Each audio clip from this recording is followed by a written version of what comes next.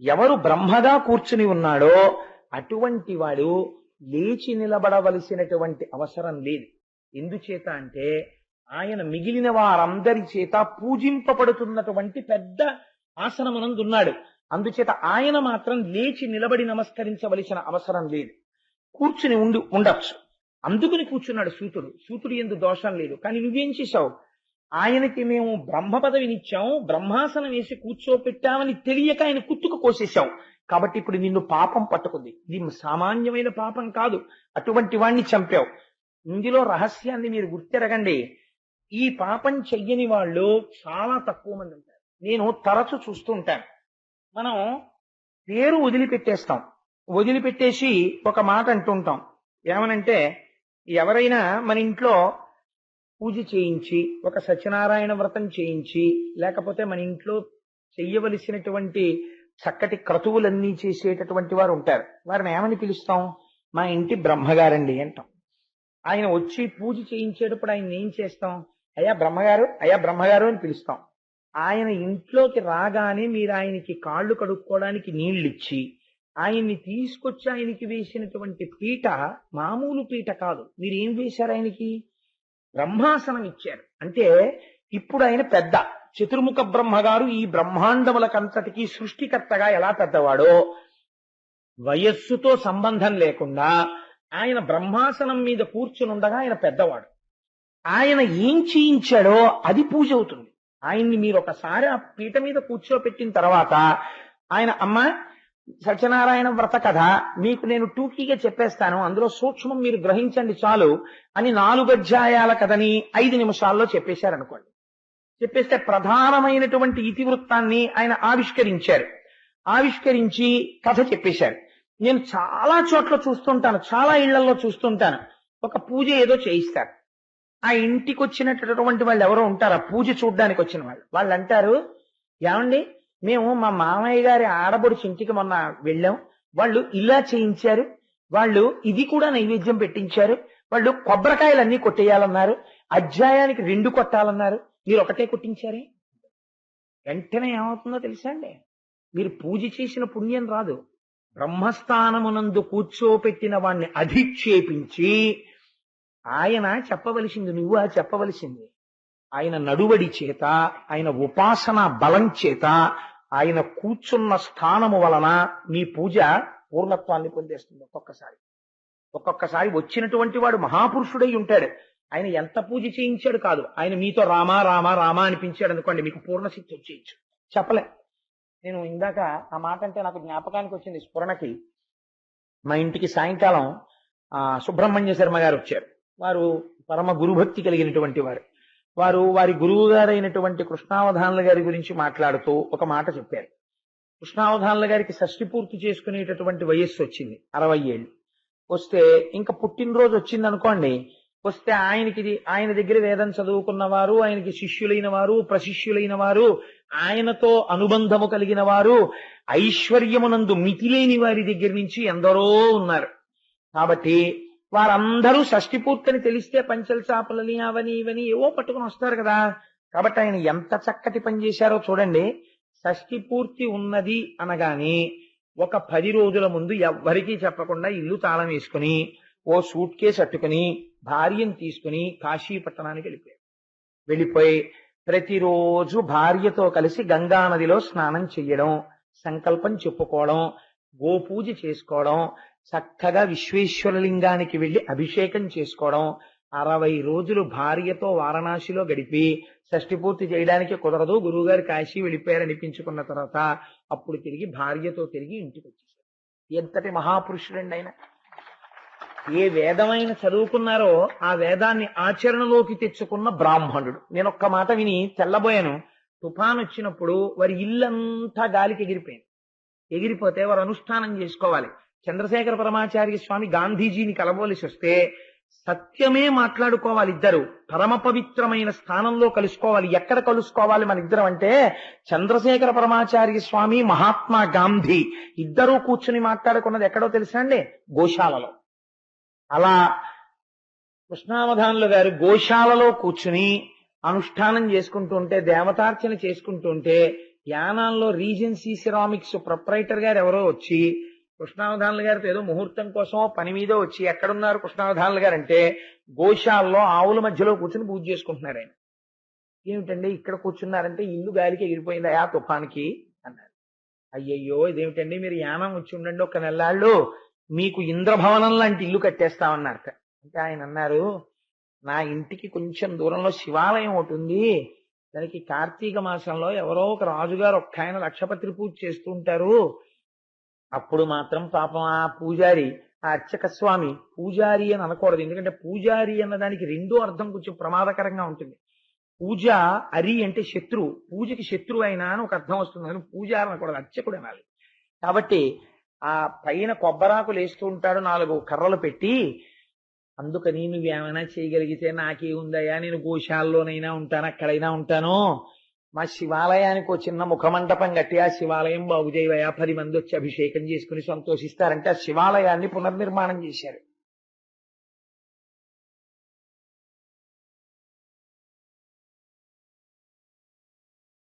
బలరాముని యొక్క బలం అంతా ఇంత అని చెప్పలేము, అంతటి మహాబలవంతుడు.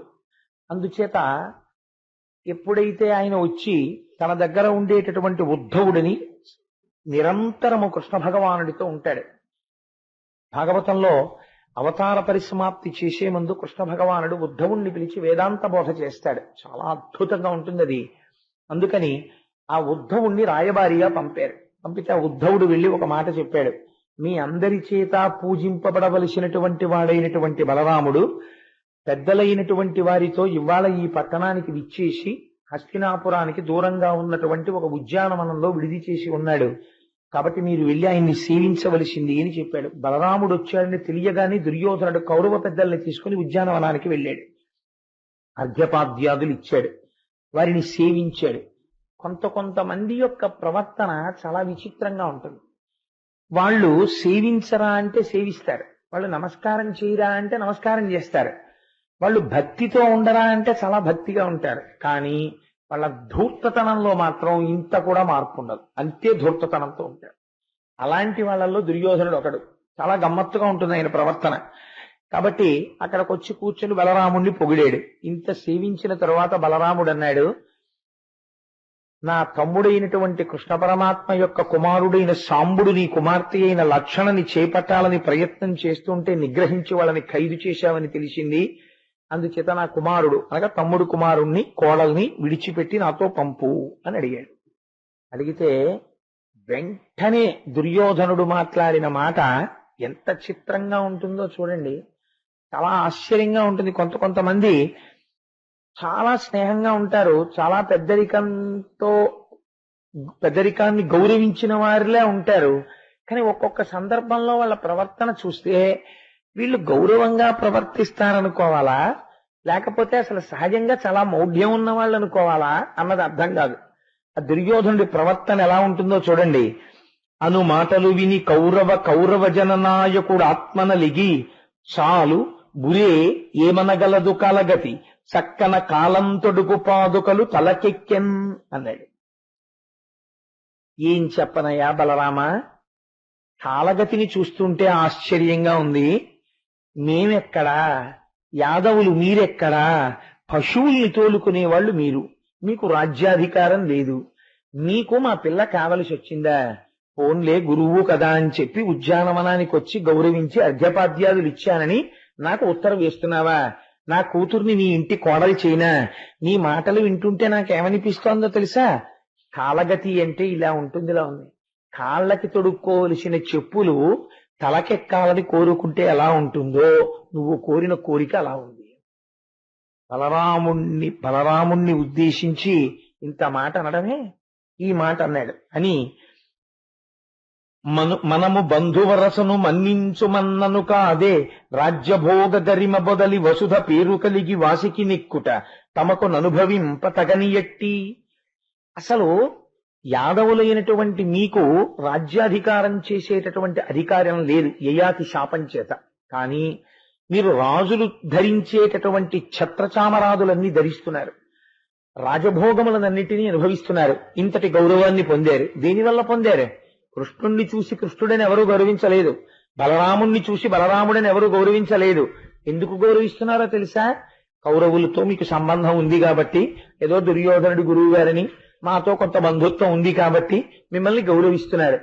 మమ్మల్ని బట్టి గౌరవిస్తుంటే రాను రాను ఆ గౌరవాన్ని పక్కన పెట్టి మాతోనే వియ్యం ఉందాలన్నంత కోరిక పుట్టిందే నీకు. కాబట్టి ఇది జరిగేటటువంటి పని కాదు, మీ హద్దులో మీరుండడం మంచిది అన్నాడు.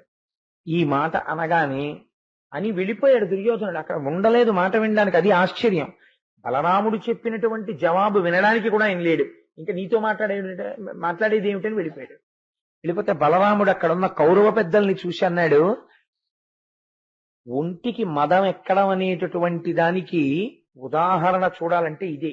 దుర్యోధనుడి యొక్క మాట తీరు కౌరవ పెద్దలైనటువంటి మీరు చూశారు కదా, ఎవరి వలన ఎవరికి గౌరవం కలిగింది, ఎవరి వలన ఎవరికి గౌరవం కలిగిందో నేను చెప్తాను వినండని. తన వలన గౌరవం కలిగింది అనడు. పెద్దవాడైన బలరాముడి దగ్గర ఉన్న గొప్పతనం కృష్ణుడి గురించి మాట్లాడుతున్నాడు ఆయన. ఆయన అంటాడు, ఏ దేవు భృత్యులై ఇంద్రాది దిక్పాలవరులు భజింతురు వరుసతోడ, ఏ దేవు మందిరం వేపారు దేవతా తరుసభా విభవ సుందరత చెంది, ఏ దేవు పదయుగం వేప్రొద్దు సేవించు అఖిల జగన్మాతయైన లక్ష్మి, ఏ దేవు చారు సమిద్ధ కళాంశ సంభవులము పద్మజ భవులు నేను, అట్టి దేవుండు దుష్ట సంహారకుండు హరిముకుందుండు పంపు సేయంగ నొప్పు, ఉగ్రసేనుని రాజ్య సమగ్ర గరిమ దార ఇచ్చిన దటతలంప. ఎంత గొప్ప మాట అన్నాడో చూడండి. ఏ కృష్ణ భగవానుడి దగ్గరికి వచ్చి నరకాసురుణ్ణి వధించాలి అని అనుకున్నప్పుడు ఇంద్రాది దేవతలు వచ్చి స్తోత్రం చేస్తారో, దేవేంద్రుడంతటి వాడు కూడా ఇవాళ భూలోకంలో తిరుగుతున్నా సరే కృష్ణుడంటే సాక్షాత్తు శ్రీమన్నారాయణుడేనని గౌరవించి భజించి స్తోత్రం చేస్తున్నాడో, ఏ పరమేశ్వరుని యొక్క మందిరము, ఏ కృష్ణ పరమాత్మ యొక్క భవనము కల్పవృక్షముల యొక్క తోటయో, అక్కడికి వచ్చినటువంటి వాళ్ళ కోరిక తీరకపోవడం అన్నది ఉండదో, ఏ మహాత్ముడి యొక్క కను సైగ చేత అందరి కోరికలు తీరుతాయో, ఏ పరమేశ్వరుడి యొక్క పాద యుగళిని ప్రతినిత్యము సేవించాలని లక్ష్మీదేవంతటిది తాపత్రయపడుతుందో, నిరంతరము సేవిస్తోందో, ఏ పరమేశ్వరుని యొక్క అంశభూతముగా నేను చతుర్ముఖ బ్రహ్మ వంటి వారము జన్మించామో, అట్టి పరమేశ్వరుడు దుష్ట సంహారకుడైనటువంటి శ్రీకృష్ణ పరమాత్మ యొక్క గొప్పతనం చేత ఇవాళ ఉగ్రసేనుడు రాజ్యం చేస్తూ ద్వారకా నగరాన్ని ఎలగలుగుతున్నాడు. అది పరమ యథార్థం. ఎందుచేత అంటే జరాసంధుడు యుద్ధానికి వచ్చినప్పుడు నిజంగా మధురా నగరంలోనే ఉంటే అక్కడ ఉన్నటువంటి వాళ్ళు చాలా మంది నిహతులు కావాలి. కానీ తనకుండేటటువంటి యోగశక్తి చేత, మాయాశక్తి బలం చేత ఒక ఆవు ఒక దూడకి కూడా ప్రాణ నష్టం వాటిల్లకుండా సముద్ర గర్భంలో మయుడి చేత ద్వారకానగర నిర్మాణం చేయించి అక్కడికి వాళ్ళని పంపించేసి రక్షించినటువంటి మహానుభావుడు కృష్ణ పరమాత్మ. అటువంటి కృష్ణ పరమాత్మ వలన ద్వారకానగరమునకు, మా రాజ్యమునకు, ఉగ్రసేనునకు వైభవం వచ్చింది. కానీ ఇవాళ దుర్యోధనుడు అంటున్నాడు, ఆ కృష్ణుడి వలన కాదుట మాకు వైభవం, దుర్యోధనుడితో బంధుత్వం వల్ల మాకు ఇంతటి వైభవం వచ్చిందిట. ఇంతటి దుర్మార్గంగా మాట్లాడేటటువంటి వాడికి తగిన బుద్ధి చెప్పి తీరాలి. ఇటువంటి వాడికి నోటితో చెప్తే తలకెక్కదు. వీడికి ఎటువంటి చేష్టితము చెయ్యాలో ఆ చేష్టితమును చేసి చూపిస్తే వీడి తలకెక్కినటువంటి పొగరు కిందకి దిగుతుంది అని లేచి గంగానది ఒడ్డుకెళ్ళి ఈ హస్తినాపురాన్నంతటినీ కూడా మేడలతో, మిద్దెలతో, ఉద్యానవనాలతో నా నాగలితో పట్టి లాగి తీసుకెళ్లి గంగానదిలో కలిపేస్తానన్నాడు. కలిపేస్తానని తన నాగలిని ఆ హస్తినాపురం నేల లోపలకంతా గుచ్చి లాగాడు. లాగితే సముద్రంలో పడవ తరంగాలకి ఇలా పైకి తేలినట్టు ఇన్ని రాజసౌధములతో, ఉద్యానవనములతో ఉండేటటువంటి హస్తినాపురం అలా పైకి లేచింది. లేచి గంగానదిలోకి లాగేస్తున్నాడు. లాగేస్తుంటే అంతఃపురం కదిలింది. ఏమైందని అడిగాడు. ఏమైంది ఏమిటి, నువ్వు అన్న మాటకి బలరాముడు నాగలికి తగిలించి హస్తినాపురాన్ని గంగలో కలుపుతున్నాడు అన్నాడు. ఇప్పుడు భీష్మ, ద్రోణ, కృపాచార్యుల వంటి పెద్దలందరినీ తీసుకుని పరుగు పరుగును వచ్చాడు. మహాపురుషులు సాధారణంగా ఎలా ఉంటుందంటే తామేమి చేత కాని వారిలా, తాము ఒకరిని ఆశ్రయించవలసిన వారిలా ముందు అవతల వారికి చాలా గౌరవం ఇచ్చి చాలా పెద్దరికంతో ప్రవర్తిస్తారు. ఈ వినయం చేతకానితనం అనుకున్నారనుకోండి, ఆ చేతకానితనం అనుకున్నది ఆఖరణ ఒక్క రోజున తిరగబడింది అనుకోండి, తిరగబడి నీ హద్దేమిటో నీకు నేను చూపిస్తానన్నాడు అనుకోండి, ఆ రోజున వచ్చి పాదాక్రాంతుడవడం తప్ప వేరో మార్గం ఉండదు. ఆ స్థితి ఎవరూ తెచ్చుకోకూడదు. ఆ తెంపరితనం మంచిది కాదు. జీవితంలో మనకి లీల చూపిస్తుంది. బలరాముడు వచ్చి ఊరు బయట కూర్చున్నాడు కదా, ఉద్యానవనంలో కూర్చున్నాడు కదా, అందుకని చెప్పి మనం వెళ్ళి ఏం మాట్లాడితే మనకి చెల్లదు, ఆ యాదవులు మన ఏం చేస్తారు, మనకి భీష్ముడున్నాడు, ద్రోణుడున్నాడు, ఈయన బలం నమ్ముకుని యుద్ధం చేసేవాడా? ఎప్పుడు యుద్ధం చేసినా భీష్మాచార్యుల వారి మీద, ద్రోణాచార్యుల వారి మీద నమ్మకమే.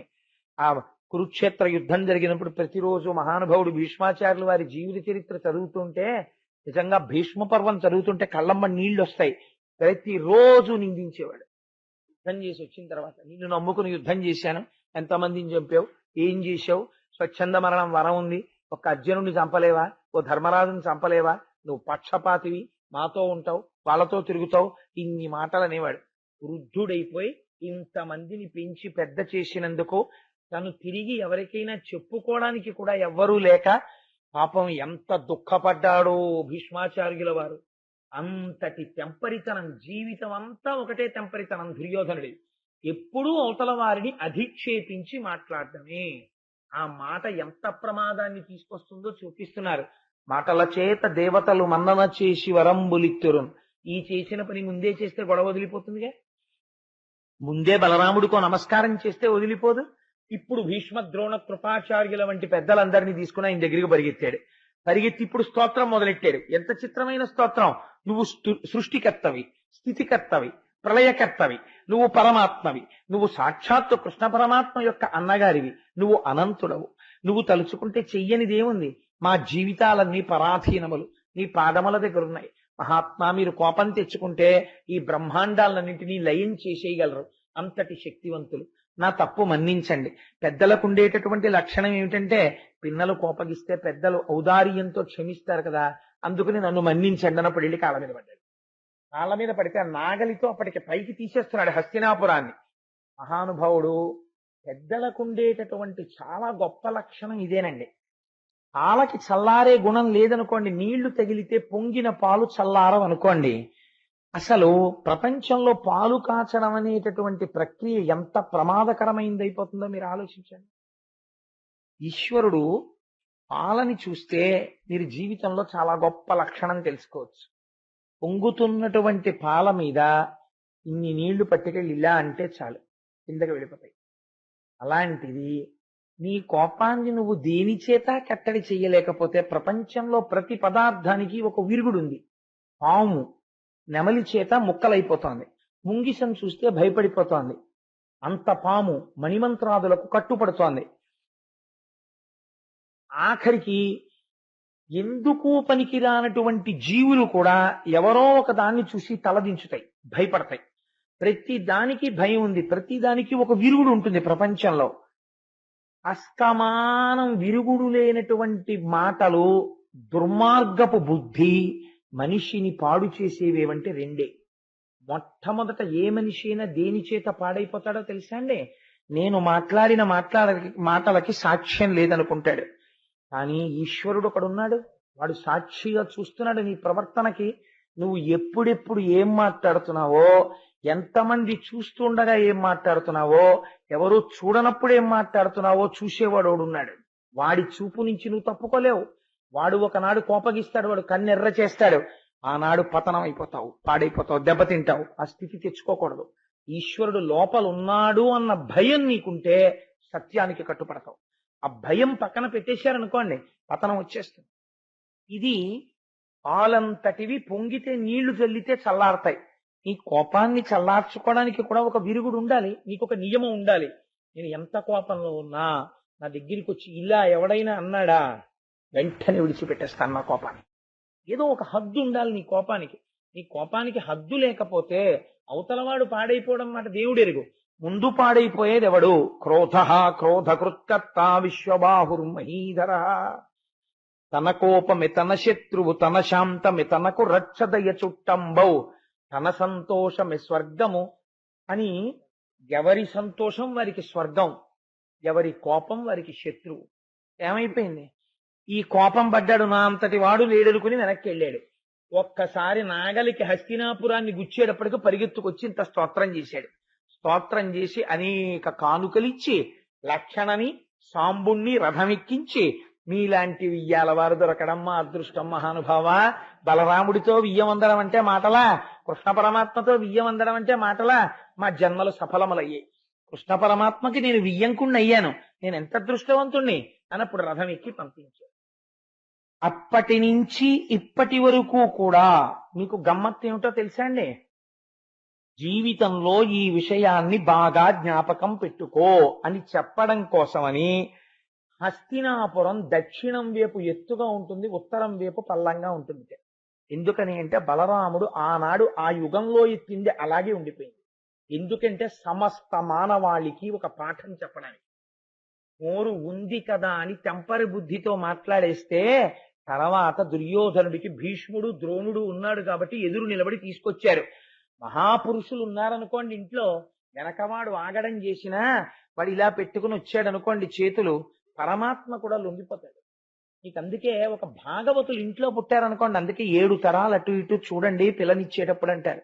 ఎందుకు అడుగుతారో తెలుసండి ఆ మాట, 7 తరాలు అటు ఇటు చూడండి అని. 7 తరాలు అటు ఇటు చూస్తే ఆస్తి ఎంత ఉందని కోసం చూడరు. ఆయన ఒక మహాపురుషుడు అనుకోండి, ఆయన ఒక పరమ భాగవతుడు. కష్టం వచ్చినా సుఖం వచ్చినా ఈశ్వరుడితో జీవితాన్ని ముడిపెట్టుకోవడం అలవాటు చేసుకున్నవాడు. అటువంటి మహాపురుషుడు ఆ ఇంట్లో జన్మిస్తే ఆయన తర్వాత 3వ తరం నడుస్తోంది అనుకోండి, మునిమనవడు. ఇప్పుడు ఈ మునిమనవడికి పుత్రశోకం ఇవ్వవలసినటువంటి అవసరం వచ్చింది జాతకంలో. పరమాత్మ ఆ ఫలితాన్ని ఇచ్చేటప్పుడు ఆలోచిస్తారట. ఇప్పుడు వీడికి పుత్రశోకం ఇస్తే వీడికి 3 తరాల పైన వాడు ఉన్నాడు. వాడు పితృలోకంలో నా 3వ తరంలో ప్రమాదం వచ్చిందని వాడు బాధపడతాడు. వాడు బాధపడడానికి వీలు లేదని వాడి కోసమని వీడిని తప్పిస్తాడు. అందుకే ఒక్క మహాపురుషుణ్ణి 7 తరాలు అటు ఇటు చూసి సంబంధం కలుపుకోండి అంటారు. కారణం ఏంటి? ప్రహ్లాదుడు చేసినటువంటి పుణ్యానికి ప్రహ్లాదుని యొక్క కుమారుడైనటువంటి ప్రహ్లాదుని యొక్క వంశంలో జన్మించినటువంటి బలిచక్రవర్తి జోలికి శ్రీమన్నారాయణుడు వెళ్ళలేదు. దానం అడిగాడు తప్ప ఇలా చెయ్యి చాపి ఆయన జోలికి మాత్రం వెళ్ళలేదు. బలిచక్రవర్తి కుమారుడు బాణాసురుడు. అందుకే ప్రహ్లాదుడి మొహం చూసి బాణాసురుడి జోలికి వెళ్ళలేదు. బాణాసురుణ్ణి 4 చేతులతో విడిచిపెట్టి ఎవ్వరికైనా ఇచ్చాడండి అటువంటి వరాన్ని. అంత ఔద్ధత్యాన్ని చూపిస్తే 996 చేతులు నరికేసి 4 చేతులతో వదిలిపెట్టి నీకు జరామరణములు లేవు కైలాసంలో శివుణ్ణి సేవించుకోని వదిలేశాడు. ఎందుకు వదిలాడు? బాణాసురుడి పైన ఉన్న ప్రహ్లాదుడిని చూశాడు. కనీసం ఒక్కడైనా నియమంతో మాట్లాడడం, సాత్వికమైనటువంటి మాట, చక్కటి అందమైన మాట, ఇక్కడ తాను ఏది నమ్ముతున్నాడో అదే మాట్లాడగలిగినటువంటి మాట, అటువంటి మాట మాట్లాడడం, కోపం వచ్చినప్పుడు ఆ కోపాన్ని మళ్ళీ ఉపసంహారం చెయ్యగలిగినటువంటి లక్షణం ఉండడం. ఈ 2 లేకుండా నోరుంది కదా అని మాట్లాడేస్తూ ఉండడం, నోరుంది కదా అందుకని కష్టం వస్తే మళ్ళీ పరిగెత్తి స్తోత్రం చేసేస్తూ ఉండడం. మాట్లాడినప్పుడు శుద్ధి లేదు, స్తోత్రం చేసినప్పుడు శుద్ధి లేదు. వాడు స్తోత్రం చేశాడని మీరు నమ్మచ్చు అనుకుంటున్నారేమో, వాడిని నమ్మడానికి వీల్లేదు. వాడు ఏదో ప్రయోజనం కోసం స్తోత్రం చేస్తాడు. వాడు విమర్శించాడని మీరు బాధపడతారేమో, వాడికి కడుపు అక్కసొస్తే విమర్శిస్తాడు. వాడి విమర్శకి విలువ లేదు, వాడి స్తోత్రానికి విలువ లేదు. ఎందుకు లేదు? వాడికి ఇక్కడ శుద్ధి లేదు. ఇక్కడ శుద్ధి లేని వాడి స్తోత్రానికి కానీ, వాడి స్తుతికి కానీ, వాడి పొగట్టకి కానీ, వాడి విమర్శకి కానీ రెండింటికి విలువ లేవు. 2 0 పక్కన పెట్టేస్తారు పెద్దలు. ఎందుకు పెట్టేస్తారు? నీకు చిత్తశుద్ధి లేదు కనుక. ముందు చిత్తశుద్ధి తెచ్చుకుంటే నోటి వెంట వచ్చినటువంటి మాటకి గౌరవం ఉంటుంది. కాబట్టి నీ జీవితాన్ని మార్చుకోవడం జాగ్రత్తగా నేర్చుకో, హస్తినాపురాన్ని చూసి తెలుసుకో అని మనకి లీల చాలా చిన్నదిగా ఉంటుంది. కానీ ఇందులో ఒక మహోత్కృష్టమైనటువంటి రహస్యాన్ని, మనకందరికీ పనికొచ్చేటటువంటి సందేశాన్ని వివరణ చేశారు.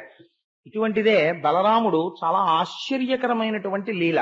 ఎవరిని చంపేశాడో తెలుసా అండి? బలరాముడు సూతుడిని చంపేశాడు. ఎవరు సూతుడు? పురాణాలు చెప్తూ ఉంటాడు మహానుభావుడు. సత్వగుణానికి పేరిన్నిక కన్నవాడు. మీరు ఏ పురాణం చదవండి, వినాయక వ్రత కల్పం దగ్గర నుంచి ఏది చదవండి, నైమిషారణ్యమునందు శౌనకాది మహర్షులకు సూతుడు ప్రవచనంబు చేయుచు అని వస్తుంది. సూతుడు ఎప్పుడైనా ఎవరినో చంపేశాడనో, లేకపోతే సినిమా టికెట్లు బ్లాక్ లో అమ్మేశాడనో, సైకిల్ ఎత్తుకుపోయాడనో అలా ఏం ఉండవు సూతుడి మీద. సూతుడు ఎప్పుడు చెప్పినా భగవత్కథ చెప్తాడు. భగవత్కథ చెప్పుకునే సూతుడిని బలరాముడు చంపేయడం ఏమిటి అంటే, ఇంత మహాత్ముడు కూడా ఒకనాడు కోపాన్ని నిగ్రహించుకోకపోతే ఎంత పొరపాటు జరిగిపోతుందో చూపిస్తారు. ఎంత ఆశ్చర్యకరంగా ఉంటాయో చూడండి లీలలు. మహాపురుషులైన వారైతే దిద్దుకోగలుగుతారు, దిద్దుబాటును అడుగుతారు. దుర్యోధనుడు లాంటి వాడు అడగడం. ఇంతే తేడా. వాడికి భీష్మద్రోణులు చెప్పారు, హస్తినాపురం గంగలో కలుపుతున్నారు కాబట్టి వచ్చాడు. నా తప్పని వాడు రాలేదు దుర్యోధనుడు. బలరాముడు అలా కాదు, నాది తప్పు అంటాడు. అది తేడా. ఇలా ఉండడం చేత మీరు పెరుగుతారండి. చాలా మంది దగ్గర నేను ఇవాళ ఒక గుణం చూస్తున్నాను. ఎస్పెషల్లీ నేను ఇలా అన్నానని మీరు అనుకోవద్దు, అది సంస్కృతిలో వచ్చేస్తున్నటువంటి తేడా ఏమో నాకు తెలీదు. ఇళ్లల్లో వాతావరణం ఎలా ఉంటుందంటే, ఒక తండ్రి తన వల్ల ఒక పొరపాటు జరిగింది అనుకోండి, భార్య ఏమండి మీరు ఇలా చేశారేమి అని అడిగింది అనుకోండి, అవును నాకు తప్పే, నేను అలా అనకుండా ఉండవలసి, అది పొరపాటే, నేను వేరొకసారి అలా అనకుండా చూసుకుంటాను, నాది తప్పే, నేను అలా అనకుండా ఉండవలసింది అని అన్నాడు అనుకోండి. కొడుకు కూడా ఎప్పుడైనా తప్పు చేస్తే, అవును నిజమే నాకు తప్పే నాన్నగారు, నేను అలా చేయకుండా ఉండవలసింది, నేను ఇంకా చెయ్యను నాన్నగారు. మీరు చూడండి ఇంట్లో పెద్దలు ఎప్పుడూ బుకాయిస్తారు. నాకు ఒక ఆశ్చర్యకరమైన సంఘటన, నేను బీకాం చదువుకునే రోజుల్లో విశాఖపట్నంలో మా పక్క మాటలో ఒక ఆవిడ అద్దుకుండేవారు. ఆవిడ స్కూల్ టీచర్ గారు. వాళ్ళకు చిన్న పాప ఉండేది జ్యోత్స్న అని, ఇప్పుడు కృష్ణుడి వేషం వేసి తీసుకొచ్చారే అలా ఉండేది. ఆ పాప మా ఇంటికి వచ్చి ఆడుకుంటూ ఉండేది. సాయంకాలం మేము కాలేజీ నుంచి వచ్చేసాక ఆడుకుంటోంది. మా అమ్మగారు నాకు అప్పుడే కాలేజీ నుంచి వచ్చాడు, వీడి పాపం ఎంత మేధోమధనం చేశాడు అని ఓ గ్లాస్తో పాలు అక్కడ పెట్టారు. గ్లాసులో పాలు అక్కడ పెడితే అది నన్ను చూడగానే మామయ్య మామయ్య అంటూ పరిగెత్తుకుంటూ వచ్చేసింది. వచ్చేస్తే దానికి కాలు తగిలి ఆ పాలు పడిపోయి, పాలు పడిపోతే నేను మా అమ్మగారు వచ్చి ఎరా పాలు పడిపోయాయా అన్నారు. అంటే నేను అన్నాను ఏంటి, అవునమ్మా పాలు పడిపోయాయి అన్నాను. అంటే అదేంది చిన్నపిల్ల, పాలు పడిపోలేదు అమ్మమ్మ గారండి, నేనే తన్నేశాను అంది. అబ్బా ఎంత తేడా ఉందిరా ఈ రెండు వాక్యాలకి అనుకున్నాను. మీరు చూడండి మనకు అబద్ధం ఎంత అలవాటు అవుతుందంటే, ఒకవేళ నా భార్య అక్కడ ఉండగా పొద్దున్నే కాఫీ ఇస్తే నేను కాఫీ గ్లాసు చూసుకోకుండా చేయి తగిలి పడిపోయింది అనుకోండి, ఏమిటండి అని అనుకోండి, కాఫీ పడిపోయింది అంటాను. కాఫీ ఎందుకు పడిపోతుంది? కాఫీని పడగొట్టేశాను అన్నం అంటే కాఫీ పడిపోయింది, ఎఫెక్ట్ చెప్తాం, రీజన్ చెప్పాం. అంటే అబద్ధం సంస్కృతిలో అంతగా అలుముకుంది. కాఫీ నేను సరిగ్గా చూసుకోకపోవడంలో నా చేయి తగలడం వల్ల పడిపోయింది అన్నాడు అనుకోండి, వాడు లోపల సత్యానికి అలవాటు పడుతున్నాడు, నిజమే చెప్పడానికి ప్రయత్నం చేస్తున్నాడు, అందుకని అలాగే వస్తుంది. అది కమ్ వాట్ మే, ఏదైనా జరగచ్చు కాక. ఏంటంటే పొద్దున్నే కాఫీ పంపేశారు అని అంటే అంది, పొరపాటు కదా, అందుకని చూసుకోలేదు, నా చేయి తగిలితే కాఫీ పడిపోయింది అండం వేరు, కాఫీ పడిపోయింది అండం వేరు, రెండింటికి తేడా లేదంటే. కాఫీ పడిపోయింది అండంలో కాఫీ ఎందుకు పడిపోతుంది, రోజు పడిపోతుంది. అబద్ధం అలవాటు అయిపోయింది ఇవాళ. మీరు ఈ స్థితి ఇవాళ దేశంలో మీరు చూడండి, మీరు ఎవరైనా పొరపాటు చేస్తే ఏమైనా అలా ఎందుకు చేశామని అడిగారు అనుకోండి, మీకు సాధారణంగా నిజమేనండి అది నాకు తప్పే, నన్ను క్షమించండి అని అనరు. అలా అంటే ఆ ఇల్లు ఆ కుటుంబం గొప్ప సంస్కృతి వైపు నడుస్తున్నట్టు. అలా అనడం చేత అవతల వాడు మిమ్మల్ని చాలా వెర్రివాడి కింద చూశాడు అనుకోండి, చూడనివ్వండి తప్పులేదు, కానీ నిజమేనండి నాది పొరపాటు జరిగింది, నేను ఇంకొకసారి ఈ పొరపాటు చేయకుండా నన్ను ఈశ్వరుడు రక్షించి నా బుద్ధిని సక్రమంగా ఉంచాలి అని నేను అన్నాను అనుకోండి, నేను 10 మట్లు ఎక్కినట్టు, మీరు నన్ను అర్థం చేసుకున్నా చేసుకోకపోయినా. కానీ నేను అలా అనలేక బుకాయించాను అనుకోండి, బుకాయించడం అంటే సాధారణంగా ఏం చేస్తామంటే దానికి కారణాలు చెప్తాం. నేను చెయ్యాలని అనుకున్నాను ఏంటి, అప్పుడు ఆ పరిస్థితుల్లో అలా అయిపోయింది, అందుకని చెప్పి అలా చేయవలసి వచ్చింది, అండ్ ఆ పరిస్థితుల్లో నువ్వున్నా అలాగే చేద్దు అంటే జరిగిన పొరపాటు పట్ల ఇక్కడ ఉంటుంది ఇది పొరపాటే అని వాక్యము చేత వాచికంగా అంగీకరించడానికి ఒప్పుకోడు. అలా అంగీకరించగలిగితే అండి ఉత్తర క్షణం ఈశ్వరుడు దాని వలన వచ్చిన పాపాన్ని తీయడానికి కావలసిన బుద్ధిని ప్రచోదనం చేస్తాడు. అప్పటికప్పుడు బుద్ధిలో ప్రచోదనం వస్తుంది, ఆ పాపం అంటకుండా ఉండడానికి కావలసిన ఫలితం. మీరు ఆ కోణంలో అవధరించండి దీన్ని, అంతేకాని ఏదో బలరాముడు ఎక్కడికో వెళ్ళాడు ఏదో చేశాడు అంటే ఎందుకంటే ప్రయోజనం ఏంటి? మీరు ఆ కోణంలో ఒకసారి పరిశీలన చేయండి, భాగవతం అనేది ఇక్కడ దిద్దుకోవడానికి పనికొస్తుంది. ఇల్లు తుడుచుకునే చీపురు కాదు భాగవతం. మనసు తుడవడానికి పనికొచ్చే చీపురు. కాబట్టి నేను చీపురుతో పోల్చాను అని అనుకోకండి. అది హీనోపమానమైన ఒక మంచి పని కోసం నేను ఆ మాట చెప్పాను. కాబట్టి ఒకానొక నాడు నైమిషారణ్యంలో దీర్ఘసత్రయాగం జరుగుతుంటే బలరాముడు ఆ దీర్ఘసత్రయాగం జరుగుతున్నటువంటి నైమిషారణ్యంలోకి ప్రవేశించాడు. అక్కడ సూతుడు పురాణ ప్రవచనం చేస్తున్నాడు. అక్కడ ఉన్నటువంటి పెద్దలందరూ కూడా ఆయన దగ్గర పురాణాన్ని వింటున్నారు. వింటూ ఎప్పుడైతే సూతుడు వచ్చాడు, ఆ వచ్చినటువంటి బలరాముణ్ణి చూశారో ఆ సభలో ఉన్నటువంటి వారందరూ లేచి నిలబడి నమస్కారం చేశారు. ఒక్క సూతుడు మాత్రం లేచి నిలబడి నమస్కారం చేయలేదు. నమస్కారం చేయకపోతే బలరాముడు సభామండపంలోంచి ఇలా ఎదురుగుండా వస్తున్నాడు. వస్తున్నప్పుడు అందరూ లేచి నిలబడ్డారు. లేచి నిలబడగానే సూతుడంటే ఏమిటి, ఆయనకి ఏం పెద్ద ఫిక్స్డ్ డిపాజిట్లను టర్మ్ డిపాజిట్ రిసీట్లు అవి ఉండవు. ఆయన భగవత్కథ అమ్ముకుని ఉంటాడంతే సూతుడంటే. బలరాముడు చూశాడు, ఇంతమంది లేచి నిలబడ్డారు. నేను ఒక అవతార ప్రయోజనం కోసమని వచ్చినటువంటి అనంతుణ్ణి. నన్ను చూసి ఇందరు నిలబడ్డారు, ఒక్క సూతుడు మాత్రం నిలబడలేదు. అంటే వీడిని నేను గౌరవించేదేమిటి అన్న భావనలో ఉన్నాడు. కాబట్టి ఇతనికి నేను బుద్ధి చెప్పాలి అనుకున్నాను. దగ్గరగా వచ్చాడు. అక్కడ దర్భలున్నాయి. ఒక దర్భ ఒకటి చేత్తోకి తీసుకున్నాడు. తీసుకుని ఆ దర్భల యొక్క అంచు చాలా పదునుగా ఉంటుంది. బలరాముడి దెబ్బ అంటే మాటలు కాదు కదండి. అందుకని ఆ దర్భలు పెట్టి కంఠం మీద కొట్టాడు. కొడితే ఆ కంఠం తెగిపోయి కింద పడిపోయాడు. ఎవరు అప్పుడు ఏం చేస్తున్నాడు సూతుడు? పురాణ ప్రవచనం చేస్తున్నాడు. ఆయన కంఠం తెగి కింద పడిపోయాడు. సభలో హాహాకారములు చెలరేగి. బలరాముడు బాధపడలేదు. ఆయన అన్నాడు, నేను వచ్చినప్పుడు ఇంతమంది లేచి నిలబడ్డారు, ఒక్కరు లేచి నిలబడని వారు లేరు. కానీ నేను ప్రవచనం చేస్తున్నాను, నేను ఎందుకు లేవాలని సూతుడు లేవలేదు. నా పట్ల అధిక్షేపించి ప్రవర్తించాడు కాబట్టి నేను ఆయన యొక్క కంఠాన్ని నరికేశాను అన్నాడు. అంటే అక్కడ ఉన్న వాళ్ళు అన్నారు, ఆ వింటున్న వాళ్ళు, బలరామ నీ వలన జరగకూడనటువంటి ఘోరమైనటువంటి అపచారము జరిగింది. ఎందుచేత ఆయన లేవలేదో తెలుసా? సూతుడు ధర్మాధర్మ వివక్ష తెలుసున్నవాడు, మహానుభావుడు.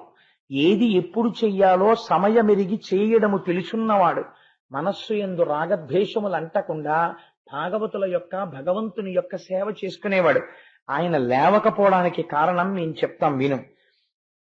అనగా ఇతనికి బ్రహ్మాసనమిచ్చుట చేసి నీవు చనుదే ఇతడాసనమును దిగడయ్యే ఇంతియ మును నీమతి నిరుగ అర్ధముంకలదెహరి. నీకు తెలియనటువంటి రహస్యాలున్నాయా బలరామా? నీకు తెలియని ధర్మ సూక్ష్మాలున్నాయా? అనగా పాపము లేనివాడా? పాపం ఉంటే కదా ఇలాంటి ఆలోచనలు రావాలి. పాపము లేనివాడివి నీకు ఇలాంటి ఆలోచన వచ్చింది ఏమిటి ఇవాళ? ఏం ఆశ్చర్యం! ఆయనకి మేము బ్రహ్మాసనం ఇచ్చాం, బ్రహ్మ పదవిని ఇచ్చాం. అందుకని ఆయన బ్రహ్మయ్యై కూర్చుని ఉన్నాడు. బ్రహ్మయ్యై కూర్చుని ఉండగా నువ్వు సభలోకి వచ్చావు. ఎవరు బ్రహ్మగా కూర్చుని ఉన్నాడో అటువంటి వాడు లేచి నిలబడవలసినటువంటి అవసరం లేదు. ఎందుచేత అంటే ఆయన మిగిలిన వారందరి చేత పూజింపబడుతున్నటువంటి పెద్ద ఆసనమునందున్నాడు. అందుచేత ఆయన మాత్రం లేచి నిలబడి నమస్కరించవలసిన అవసరం లేదు. కూర్చుని ఉండొచ్చు. అందుకుని కూర్చున్నాడు సూతుడు యందు దోషం లేదు. కానీ నువ్వేం చేశావు? ఆయనకి మేము బ్రహ్మ పదవినిచ్చాం, బ్రహ్మాసనం వేసి కూర్చోపెట్టామని తెలియక ఆయన కుత్తుకు కోసేశావు. కాబట్టి ఇప్పుడు నిన్ను పాపం పట్టుకుంది. ఇది సామాన్యమైన పాపం కాదు. అటువంటి వాణ్ణి చంపావు. ఇందులో రహస్యాన్ని మీరు గుర్తెరగండి. ఈ పాపం చెయ్యని వాళ్ళు చాలా తక్కువ మంది ఉంటారు. నేను తరచు చూస్తూ ఉంటాను. మనం పేరు వదిలిపెట్టేస్తాం. వదిలిపెట్టేసి ఒక మాట అంటుంటాం. ఏమనంటే, ఎవరైనా మన ఇంట్లో పూజ చేయించి, ఒక సత్యనారాయణ వ్రతం చేయించి, లేకపోతే మన ఇంట్లో చెయ్యవలసినటువంటి చక్కటి క్రతువులన్నీ చేసేటటువంటి వారు ఉంటారు. వారిని ఏమని పిలుస్తాం? మా ఇంటి బ్రహ్మగారండి అంటాం. ఆయన వచ్చి పూజ చేయించేటప్పుడు ఆయన ఏం చేస్తాం? అయ్యా బ్రహ్మగారు అని పిలుస్తాం. ఆయన ఇంట్లోకి రాగానే మీరు ఆయనకి కాళ్ళు కడుక్కోవడానికి నీళ్ళిచ్చి ఆయన్ని తీసుకొచ్చి ఆయనకి వేసినటువంటి పీట మామూలు పీట కాదు. మీరేం వేశారు? ఆయనకి బ్రహ్మాసనం ఇచ్చారు. అంటే ఇప్పుడు ఆయన పెద్ద చతుర్ముఖ బ్రహ్మగారు ఈ బ్రహ్మాండములకంతటికీ సృష్టికర్తగా ఎలా పెద్దవాడో, వయస్సుతో సంబంధం లేకుండా ఆయన బ్రహ్మాసనం మీద కూర్చుని ఉండగా ఆయన పెద్దవాడు. ఆయన ఏం చేయించాడో అది పూజ అవుతుంది. ఆయన్ని మీరు ఒకసారి ఆ పీట మీద కూర్చోపెట్టిన తర్వాత ఆయన అమ్మ సత్యనారాయణ వ్రత కథ మీకు నేను టూకీగా చెప్పేస్తాను, అందులో సూక్ష్మం మీరు గ్రహించండి చాలు అని 4 అధ్యాయాల కథని 5 నిమిషాల్లో చెప్పేశారనుకోండి. చెప్పేస్తే ప్రధానమైనటువంటి ఇతివృత్తాన్ని ఆయన ఆవిష్కరించారు. ఆవిష్కరించి కథ చెప్పేశారు. నేను చాలా చోట్ల చూస్తుంటాను, చాలా ఇళ్లలో చూస్తుంటాను, ఒక పూజ ఏదో చేయిస్తారు.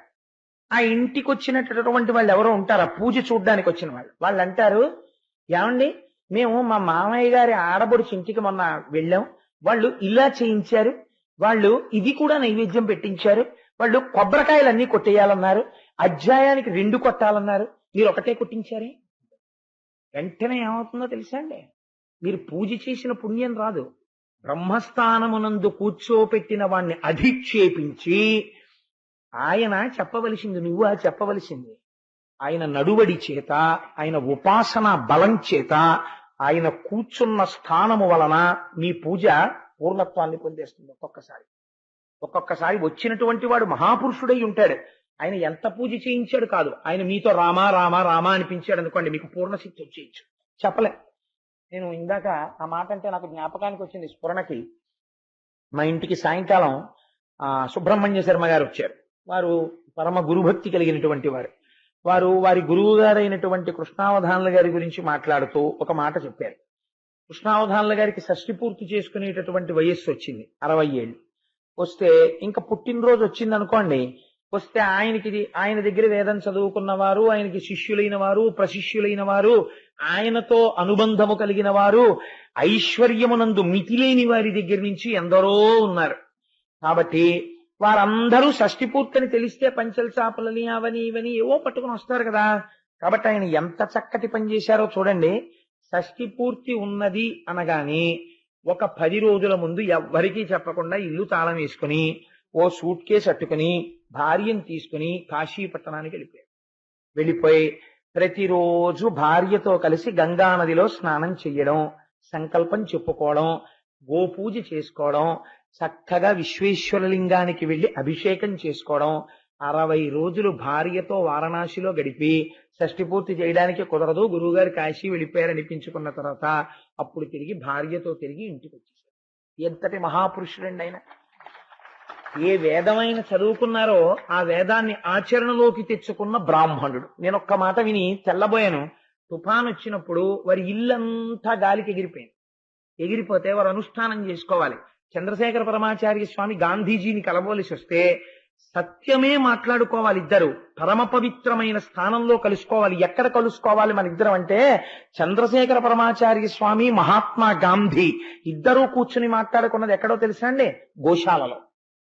అలా కృష్ణావధానులు గారు గోశాలలో కూర్చుని అనుష్ఠానం చేసుకుంటూ ఉంటే, దేవతార్చన చేసుకుంటూ ఉంటే, యానాల్లో రీజెన్సీ సిరామిక్స్ ప్రొప్రైటర్ గారు ఎవరో వచ్చి కృష్ణావధానులు గారితో ఏదో ముహూర్తం కోసం పని మీద వచ్చి, ఎక్కడున్నారు కృష్ణావధానులు గారు అంటే, గోశాలలో ఆవుల మధ్యలో కూర్చుని పూజ చేసుకుంటున్నారు. ఆయన ఏమిటండి ఇక్కడ కూర్చున్నారంటే, ఇల్లు గాలికి ఎగిరిపోయింది ఆ తుఫానికి అన్నారు. అయ్యయ్యో ఇదేమిటండి, మీరు యానం వచ్చి ఉండండి ఒక నెల్లాళ్ళు, మీకు ఇంద్రభవనం లాంటి ఇల్లు కట్టేస్తామన్నారట. అంటే ఆయన అన్నారు, నా ఇంటికి కొంచెం దూరంలో శివాలయం ఒకటి ఉంది, దానికి కార్తీక మాసంలో ఎవరో ఒక రాజుగారు ఒక్క ఆయన లక్షపత్రి పూజ చేస్తూ ఉంటారు, అప్పుడు మాత్రం పాపం ఆ పూజారి, ఆ అర్చక స్వామి, పూజారి అని అనకూడదు, ఎందుకంటే పూజారి అన్నదానికి 2ో అర్థం కొంచెం ప్రమాదకరంగా ఉంటుంది. పూజ అరి అంటే శత్రువు, పూజకి శత్రువు అయినా అని ఒక అర్థం వస్తుంది, కానీ పూజారి అనకూడదు, అర్చకుడు అనాలి. కాబట్టి ఆ పైన కొబ్బరాకులు వేస్తూ ఉంటాడు, 4 కర్రలు పెట్టి, అందుకని నువ్వేమైనా చేయగలిగితే నాకే ఉందయ్యా, నేను గోశాలలోనైనా ఉంటాను, అక్కడైనా ఉంటాను, మా శివాలయానికి ఒక చిన్న ముఖమండపం కట్టి ఆ శివాలయం బాగు చేయవయ్యా, 10 మంది వచ్చి అభిషేకం చేసుకుని సంతోషిస్తారంటే ఆ శివాలయాన్ని పునర్నిర్మాణం చేశారు. ఎంత తృప్తికరమైన జీవితాలండి అవి. ఆ జీవితాలకి ఎక్కడైనా ఆశ కానీ కోరిక కానీ ఏమైనా ఉన్నాయా? అటువంటి ఒక మహాపురుషుడు మీ ఇంటికి వచ్చాడు అనుకోండి, ఒక పూజ చేయించడానికి, ఆయన్ని బ్రహ్మస్థానంలో పేటేసి కూర్చోపెట్టారనుకోండి, కూర్చోపెడితే ఆయన ఆచమ్య కేశవాయ స్వాహ, నాన్న చెయ్యి, ఆచమనం చెయ్యి అని సత్యనారాయణ వ్రతాన్ని ఒక 15 నిమిషాల్లో ఆయన చేయించారనుకోండి, నేనంట మీ జీవితంలో మీరు చేసుకున్న సత్యనారాయణ వ్రతం నిజంగా ఏమైనా ఉంటే అదే అంట. ఎందుకని అంటే బ్రహ్మస్థానము నుండి వచ్చేసింది ఫలితం. కూర్చున్నవాడు ఎవరు? సాక్షాత్తు చతుర్ముఖ బ్రహ్మతో సమానమైన వాడు వచ్చి కూర్చున్నాడు. ఆయన ఉచ్చారణ చేత, ఆయన ఉపాసన బలం చేత, ఆయన ఒక్క మాట ఎలా అంటే ఈశ్వరుడు వచ్చి కూర్చోవలసిందే. బ్రహ్మస్థానం అంటే మీరు పేటేసి కూర్చోపెట్టిన తర్వాత అది పెద్దరికం. మీరు పెద్దరికం ఇచ్చారు కాబట్టి కూర్చున్నాడు ఆయన. కూర్చోపెట్టిన దగ్గర నుంచి మీరు ఆయన్ని అర్థం లేని ప్రశ్నలన్నీ వేసి, నువ్వు పూజ ఇలా చేశామే, నువ్వు పూజ అలా చేశామే, నువ్వు పెద్ద మంత్ర పుష్పం చెప్పలేదే, నువ్వు చిన్న మంత్ర పుష్పం చెప్పలేదే, లేకపోతే కలశ ఇలా పెట్టారు వాళ్ళ ఇంట్లో, మా ఇంట్లో ఇలా పెట్టించామే, వాళ్ళ ఇంట్లో బియ్యం ఇన్ని పోయించారు, మా ఇంట్లో బియ్యం ఇన్ని పోయించామే. అర్థం పర్థం ఉండదు దానికి. నీరాజనం ఇచ్చేసి మంత్రపుష్పం అయిపోయిన తర్వాత మా చెల్లెలు మందార పూలు అట్టుకొచ్చింది, ఏమనుకోకండి మేము వేసేస్తామనేవాడు ఓడు. ఇంకా బ్రహ్మస్థానానికి గౌరవం ఏముండి ఏడిచిందని నువ్వు చేసిన పూజ? బ్రహ్మస్థానం అంటే బ్రహ్మస్థానమే. చతుర్ముఖ బ్రహ్మగారు నీ ఇంటికి వచ్చినప్పుడు ఎంత గౌరవిస్తావో అంత గౌరవించాలి. చతుర్ముఖ బ్రహ్మగారు నీ ఇంటి నుంచి వెళ్ళిపోయినప్పుడు ఎంత గౌరవిస్తావో అంత గౌరవించాలి. నీ గౌరవం చేత నీ పూజకి ఫలితం వస్తుంది. బ్రహ్మస్థానాన్ని వదిలిపెట్టి నువ్వు ఎంత పూజ చేస్తే ఫలితం వస్తుంది?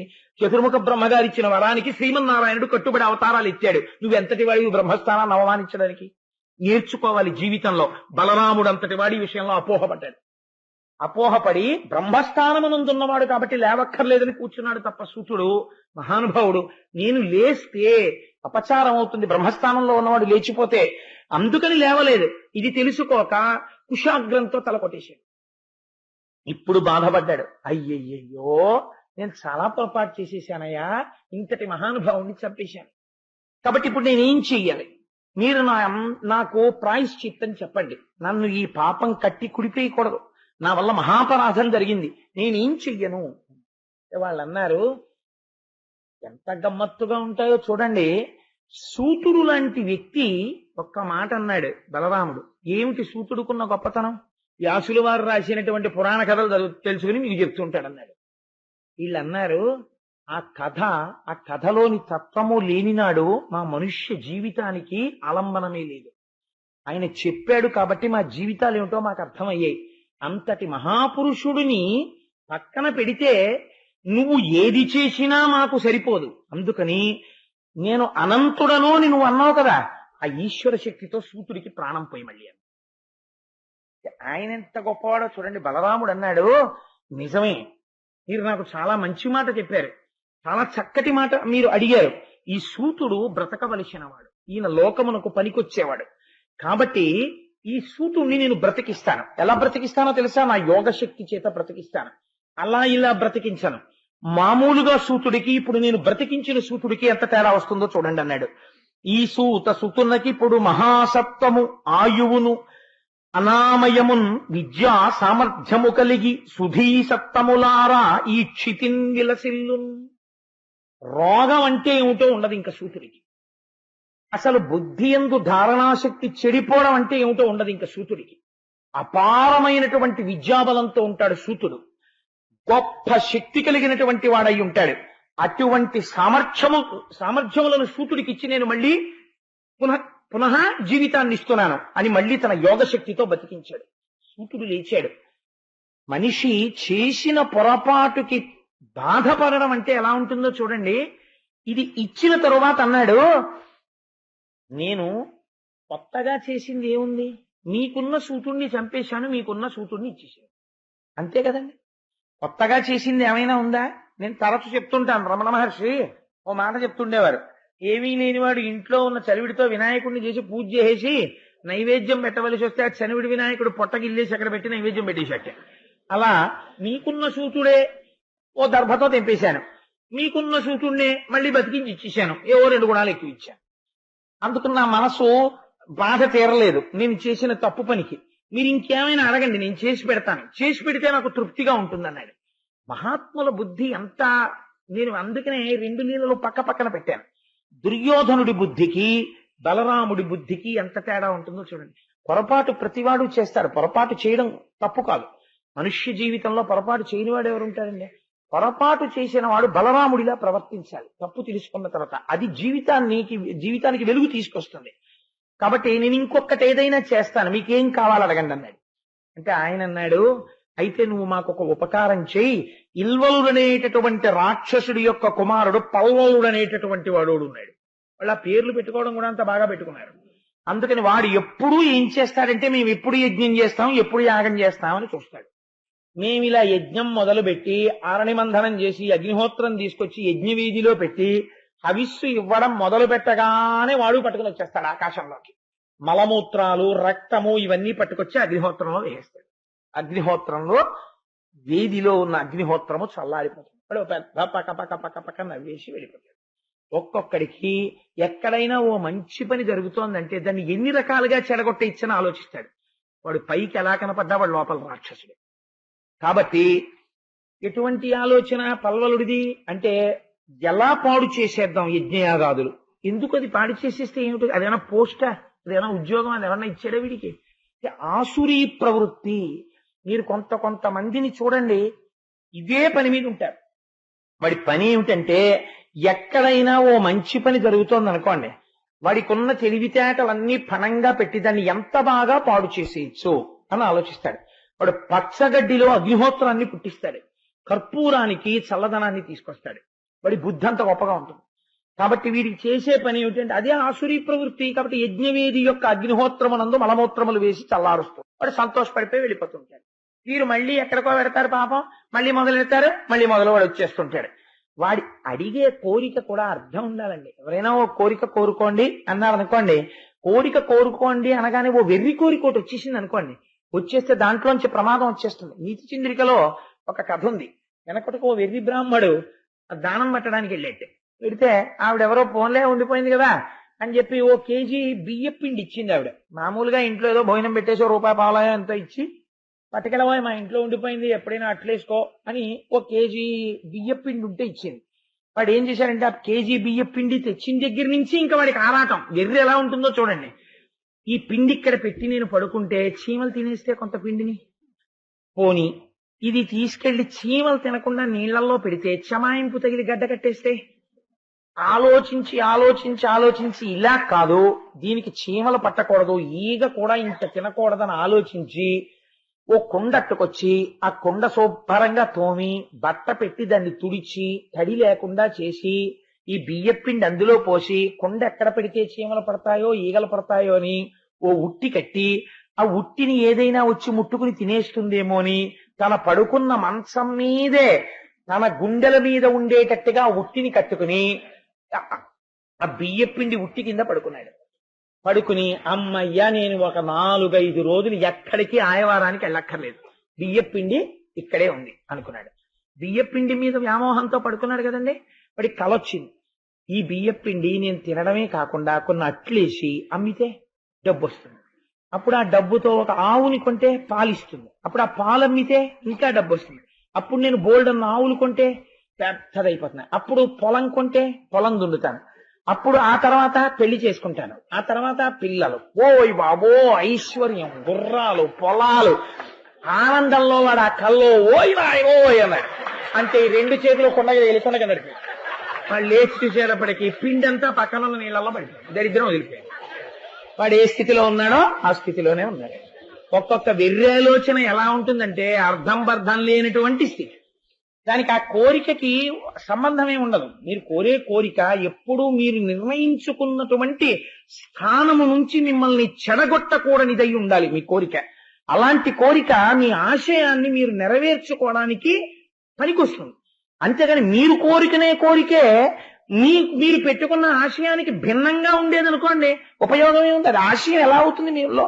ఆశయం కాదు అది, పేరుకి చెప్పడానికి ఆశయం, పైకేమో మీ నడువడి ఒకలాగా ఉందన్నమాట. కాబట్టి కోరిక ఒకలా, ఆశయం ఒకలా ఉండకూడదు. ఆశయ సిద్ధికి పనికొచ్చే కోరిక ఉండాలి. అందుకని వాళ్ళు ఎంత గొప్ప కోరిక అడిగారో చూడండి ఋషులు. ఆ పల్వలుడు మా యజ్ఞాన్ని పాడు చేస్తున్నాడు, యజ్ఞాలు మేము చేసుకోవాలి కాబట్టి పల్వలుడిని సంహరించన్నారు. మనకి వృత్తాంతాలు చిన్నివిగా ఉంటాయి, కానీ జీవితాన్ని ఎలా సుగమం చేసుకోవాలో, ఒక లక్ష్యం ఎలా పెట్టుకోవాలో, పెట్టుకుని జీవితంలో ఎలా పైకి రావాలో, లక్ష్యం పెట్టుకోవడం చాలా తేలికండి. లక్ష్యమునందు శుద్ధితో నడవడానికి చాలా కష్టం. దానికి ఇక్కడ కలేజా ఉండాలి, ఇక్కడ ధైర్యం ఉండాలి, దానికి చాలా పూనిక ఉండాలి. ఆ పూనిక మీకు లేదనుకోండి తొట్టుపాటు వచ్చేస్తుంది, వైక్లభ్యం వచ్చేస్తుంది. ప్రతి చోట మీ అడుగు తడబడిపోతుంది. కారణం ఏంటి? ఇక్కడ లేదు, ఆ పూనిక లేదు. ఈ పూనికని నిలబెట్టుకోవడానికి నిరంతరము లోపల మథనం జరుగుతూ ఉండాలి. మీరు ఏ ఆశయాన్ని మనస్సులో పెట్టుకున్నారో ఆ ఆశయము నుంచి మీరు జారిపోకుండా ఒక్కొక్కడుగు వేసుకుంటూ పైకి ఎక్కగలగాలి. అలా వెళ్ళిపోవాలంటే జారుడు మెట్ల మీద కాళ్ళు పడకుండా పట్టుకోవాలి. అలా పట్టుకోవాలంటే మీకు వచ్చిన అవకాశం మీ ఆశయాన్ని ఇంకా పెంచేదై ఉండాలి, జారిపోయేది కాకూడదు. అలా దిద్దుకోవాలి మనిషి జీవితాన్ని. అందుకే వాళ్ళు ఎంత గొప్ప కోరిక అడిగారో చూడండి. పల్వల సంహారం చేయి, మేము యజ్ఞయాగాదులు చేసుకుంటా అన్నారు. నాకు అనిపిస్తుంది అసలు భాగవతం ఎవరు వినాలండి? యువకులు వినాలి, యువతులు వినాలి. అంటే మీరు వినడం తప్పని నేను అంటలేదు. వింటే ఓహో జీవితం అంటే ఇలా ఉండాలా, జీవితం అంటే ఇలా చెయ్యాలా అనిపిస్తుంది. మీరు మహాత్మా గాంధీ గారు చూడండి, 1920వ సంవత్సరంలో సహాయ నిరాకరణోద్యమాన్ని ప్రారంభం చేశాడు. ఆయన చేసి 1942లో క్విట్ ఇండియా ఉద్యమం దగ్గరికి వచ్చేటప్పటికి మహాత్మా గాంధీ ఏది చెప్తే అది చేసేయడమే తెలుసు భారతీయులకి. ఆ స్థితికి వచ్చేసాడు ఆయన. ఆ స్థితికి వచ్చేసిన తరువాత 1942లో క్విట్ ఇండియా ఉద్యమం జరుగుతుంటే 1942లో ఇండియాకి స్వాతంత్రం వచ్చి వేయవచ్చు. ఆ స్థితిలో జరిగింది ఉద్యమం. అప్పుడు యథార్థంగా బ్రిటిష్ ప్రభుత్వం గజగజలాడిపోయింది. ఈ స్థితిలో ఉపసంహారం చేసేశాడు ఆయన ఉద్యమాన్ని. ఆపేస్తున్నాను ఉద్యమం. ఎందుకు ఆపేస్తున్నారని అడిగారు. నా ఉద్యమమునకు ఊపిరి ఏది? సత్యము, అహింస. ఈ చెంప మీద కొడితే ఈ చెంప చూపించడం నాకు తెలుసు. కానీ ఇవాళ ఒక బ్రిటిష్ సైనికుణ్ణి చౌరీ చౌరా అనబడేటటువంటి ప్రాంతంలో పట్టుకుని ఒక స్తంభానికి కట్టి సజీవంగా కాల్చారు భారతీయులు. నా సిద్ధాంతమే తప్పిపోయిన నాడు దాని ఫలితము నాకు వచ్చినా నాకు అక్కర్లేదు, ఆపేస్తున్నాను ఉద్యమం అన్నాడు. 1947లో స్వాతంత్రం వచ్చింది. 5 ఏళ్లు స్వాతంత్రాన్ని వాయిదా వేయడానికైనా ఒప్పుకున్నాడు, కానీ సిద్ధాంత త్యాగానికైనా ఒప్పుకోలేదు. అందుకే ఆయన మహాత్ముడయ్యాడు. చచ్చిపోయే ముందు తుపాకీ గుండు పెట్టి కొడుతుంటే హే రామ్ అనగలిగాడు. అది సంస్కార బలం అంటే. అటువంటి బలం ఇక్కడ ఏర్పడాలంటే మనుష్య జన్మలో ఎంత సాధన ఉండాలో, ఒక రామకృష్ణావధానులు గారు ఇలా బతకాలంటే దానికి ఎంత పూనిక ఉండాలో, తాను ఎలా పైకి కనపడుతున్నాడో లోపల అలా ఉండడానికి ఎంత పరిశ్రమ చేయవలసి ఉంటుందో, ఎన్నింటిని దాటవలసి ఉంటుందో, కోరిక కోరేటప్పుడు మాట్లాడేటప్పుడు ఎంత జాగ్రత్తగా ఉండవలసి ఉంటుందో అశిధారా వ్రతం చూపిస్తుంది భాగవతం. అందుకే పిల్లలకి ఒక లక్ష్యం ఉండాలి జీవితంలో. నేను ఈ లక్ష్యమును పెట్టుకుంటున్నాను, నాకు ఈ సిద్ధాంతములను నేను విడిచిపెట్టను, ఒక్క సిద్ధాంతం నాకు ఉండాలి. నాకెవరో పిల్లవాడు ఉత్తరం రాశాడు భాగవతం చెప్తున్నప్పుడు. నేను ఆశ్చర్యపోయిన. ఇంటికి వెళ్ళి ఆ ఉత్తరం చదివితే ఆ పిల్లాడు రాశాడు, మీరు ఎక్కడో ఉద్యోగం చేసుకుంటున్నారట, ఉద్యోగం చేసుకుని సెంట్రల్ గవర్నమెంట్ లో మీరేమో భాగవతం రామాయణం చెప్తున్నారు, మీకు చెప్పవలసిన అవసరం లేదు కదా, మీరు హాయిగా పడుకోవచ్చు, కానీ మీరేదో చెప్తున్నారు, ఎంతమంది విన్నారని మీరేం చూడటం లేదు, చెప్పుకోవడం ప్రయోజనంగా చెప్పుకుంటున్నారు అని విన్నాను, దాని నిజం అబద్ధం మీకు తెలియాలి. కానీ నేను కూడా జీవితంలో ఒక పని చెయ్యాలనుకుంటున్నాను. నేను రేపొద్దున్న ఇంజనీరింగు ఎంటెక్ అయిపోయిన తర్వాత, నేను ఒక పెద్ద ఆఫీసర్ని అయిపోయిన తర్వాత నాకు నేనుగా ఒక గోల్ పెట్టుకున్నాను.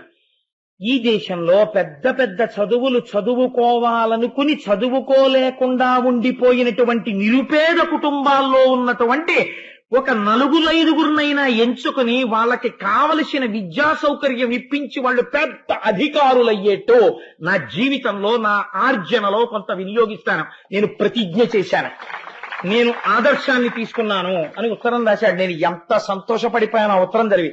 మా దొరగారికి చూపించాను. దొరగారి ఉత్తరం చదవని దొరగారు ఎంత సంతోషపడిపోయాను. కాబట్టి ఒక లక్ష్యము జీవితమునందు ఉండాలి. ఆ లక్ష్య సాధనకు మీ కోరిక తోడ్పడాలి. ఇది వృత్తాంతం. అంతేగాని భాగవతం అంటే ఏదో హ్యాచ్ ప్యాచ్ కింద ఆ బలరాముడు అడిగాడు, ఆ పల్లవుని చంపేయన్నారు, ఆ పల్లవుని చంపేశాడు. అదే పల్వలుణ్ణి చంపేయి అంటే మీరు జాగ్రత్తగా గమనించాలి. ఎక్కడుంటాడని బలరాముడు అన్నాడు, ఏం చేస్తాడని. మేము యజ్ఞం చేస్తే పాడు చేస్తాడన్నారు. నువ్వు యజ్ఞం చేయి, నేను చంపుతాను. ఎందుకన్నాడు ఆ మాట? గభాలను ఇంతకు ముందోసారి తొందరపడి చంపేశాడు సూతుడిని. వీళ్ళు చెప్పారని చంపేసిన తర్వాత అలా అన్నాం కానండి అంటే అంటే దిద్దుబాటు అన్నది ఎలా ఉంటుందో చూడండి. పల్వలుడు రాక్షసుడైతే చంపేస్తాను. మీరు యజ్ఞం చెయ్యండి, వాడిని వచ్చి మలమూత్రములు వేయమనండి, చంపుతాను. మీ యజ్ఞం మీరు చేసుకోండి, అయితే మొదలెట్టండి, నేను ఇక్కడే ఉంటాను. వాళ్ళు యజ్ఞం మొదలెట్టారు. వాళ్ళు అంటే మా మాట నమ్మవా అని వాళ్ళు అనలేదు. చాలు మనం యజ్ఞం చేస్తాం, వాడు పాడు చేస్తే చేస్తాడు, లేకపోతే వాడు ఎందుకు చావాలి? నిజంగా ఏమి జీవితాలండి అవి, ఎటువంటి మానసిక దృక్కోణములండి, వాటిల్లోంచి మన జీవితానికి దిద్దుబాటు నేర్చుకోవాలి. లేనినాడు ఇంక ఎవరు మార్చగలరు? భాగవతం లాంటిది వ్యాసుడు ఒక పోతన గారి ఆఖ్యానములను చూసైనా మనం మార్చుకోకపోతే ఇంక దేని వలన మారుతుంది మనస్సు? కాబట్టి వాళ్ళు యజ్ఞం చేయడం మొదలెట్టారు. వాళ్ళేం పల్లవరుడికి కబురు చేయండి, వాడికి వినపడేటట్టు బాగా గట్టిగా చదవండి, లేకపోతే మళ్ళీ బలరాముడు వెళ్ళిపోతే వాడు చావడం అనలేదు. వాడు వచ్చి తప్పు చేస్తే చస్తాడు అని వాళ్ళు యజ్ఞం వాళ్ళు చేసుకుంటున్నారు. వాడు వచ్చాడు, వచ్చి మలమూత్రములు వేయడం మొదలుపెట్టాడు. బలరాముడు చూశాడు, వెంటనే వీడిని చంపడానికి పెద్ద అల్లరేమిట్రా అన్నాడు. ఎడం చేతిలో నాగలి తీసి వాడి తలకాయకేసి కిందకి లాగాడు. కుడి చేతితో రాకలు వచ్చుకుని తల మీద దెబ్బ కొట్టాడు. కొబ్బరికాయ బయలుపోయినట్టు టక్కని చచ్చిపోయాడు. ఇందువల్ల కానీ మీకు ఈ లీల నేను ఇలాగే చెప్పాను అనుకోండి, అందులో మీరు పొందవలసిన అంటే మీరు మహాత్ములు, మీరు గ్రహించేయగలరు అనుకోండి. నేను ఇంకా చాలా గ్రహించుంటారు, నేనే తక్కువ అర్థం చేసుకున్నాను. కానీ ఎప్పుడు చంపాడు చూడండి, ఇందాక చంపడానికి ఇప్పుడు చంపడానికి ఎంత తేడా ఉంది బలరాముడి దగ్గర. కానీ ఎప్పుడూ ఋషులు మాత్రం అలాగే ఉన్నారు, సూతుడు మాత్రం అలాగే ఉన్నాడు. చచ్చి బతికిన సూతుడు నన్ను చంపేశాట మీరేనా అనో మాట అన్నట్టుగా పురాణంలో లేదు. సూతుడంటే అంతే, బ్రహ్మజ్ఞానముతో అలా ఉండేవాడు. కాబట్టి ఆయనకి శత్రుత్వం ఉందా? లేదు. ఆయన అగ్నిహోత్రంలా ఆయన ఉండిపోయాడు. తమ జీవితాల్ని ఋషులు ఉద్ధరించుకున్నారు. పల్వలుడు సంహరింపబడ్డాడు, బలరాముడు ఆనందాన్ని పొందాడు. ఇప్పుడు అన్నాడు బలరాముడు, పల్వలుణ్ణి చంపేశాను, మీరు యజ్ఞయాగాది క్రతువులు చేసుకుంటారు, కానీ ఇంకా నేను చేసిన పొరపాటు నన్ను వేధిస్తోంది. మీరు నాకు ఇంకా ఏమైనా చెప్పండి. నేను ఇతపూర్వం నేను చేసిన పాపము పోవడానికి ఈ పనులు చేశాను. అసలు ఇటువంటి పాపము నాలో ఉంటే కదా దుర్మార్గపు ఆలోచనలు వస్తున్నాయి. అందుకని నేను కొంత పుణ్యబలాన్ని సమకూర్చుకోవాలనుకుంటున్నాను. నేను కొన్నాళ్ళు ఏ మంచి పనులు చేస్తే నా మనస్సుకి ఈ వ్యగ్రత ఉండదో నాకు అటువంటి మంచి పనులు ఏమైనా చెప్పండి అని అడిగాడు. 12 నెలలు ఇంటి ముఖానికి వెళ్లకుండా దేశమంతా తిరిగి పుణ్యతీర్థాలన్నిటిలో స్నానం చేయి, నీ మనస్సు ప్రశాంతత పొంది పుణ్యమును పొంది సత్వగుణాన్ని పొందుతావు.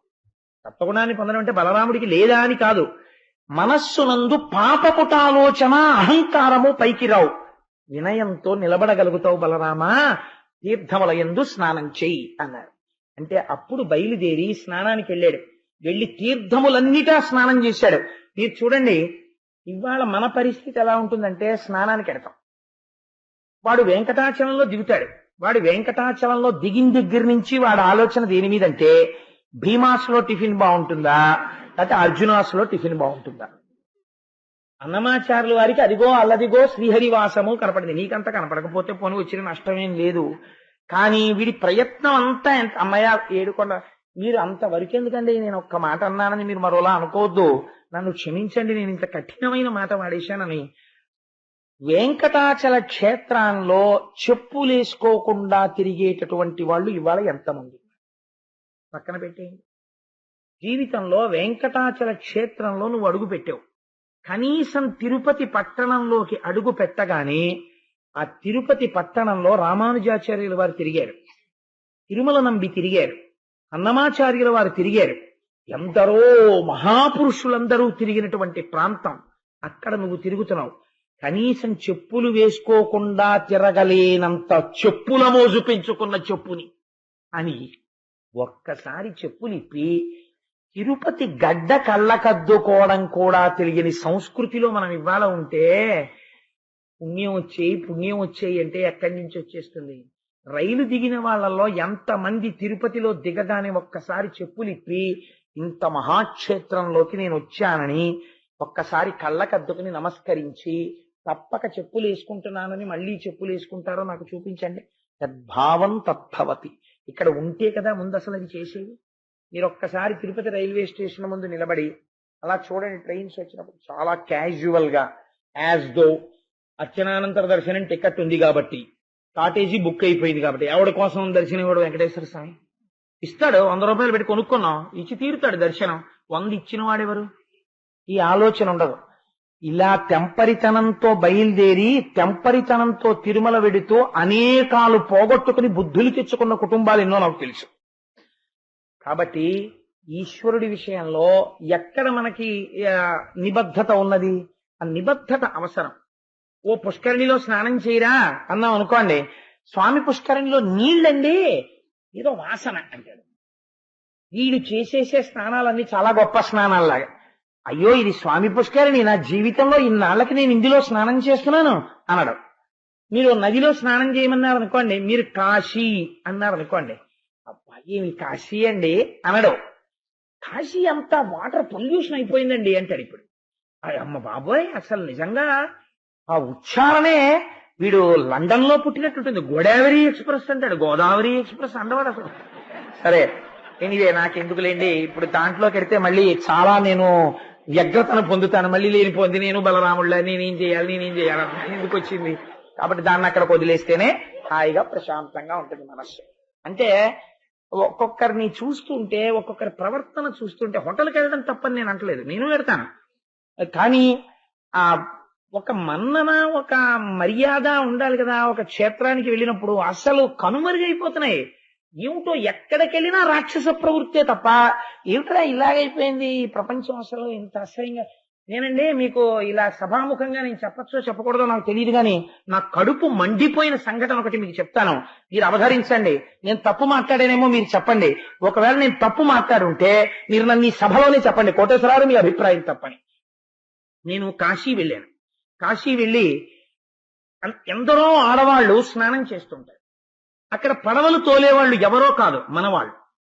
వాళ్ళు ఏం చేస్తారో తెలుసా అండి? ఫారినర్స్ సిగరెట్ కాల్చుకుంటూ ఎడం చేత్తో, ఈ చేతిలో వీడియో కెమెరా పట్టుకుని ఈ ఘాట్స్ లో స్నానం చేసేటటువంటి వాళ్ళకి అభిముఖంగా పడవలు పెడతారు. వాళ్ళు ఇచ్చే కక్కుర్తి రూకల కోసం పడవలు పెడితే వాళ్ళు ఇలా సిగరెట్ కాలుస్తూ నిక్కర్లేసుకుని ఫారినర్స్ మన ఆడవాళ్లు స్నానం చేసి లేచి నమస్కారం చేస్తుంటే వీళ్ళని వీడియో తీసుకుంటూ ఉంటారు.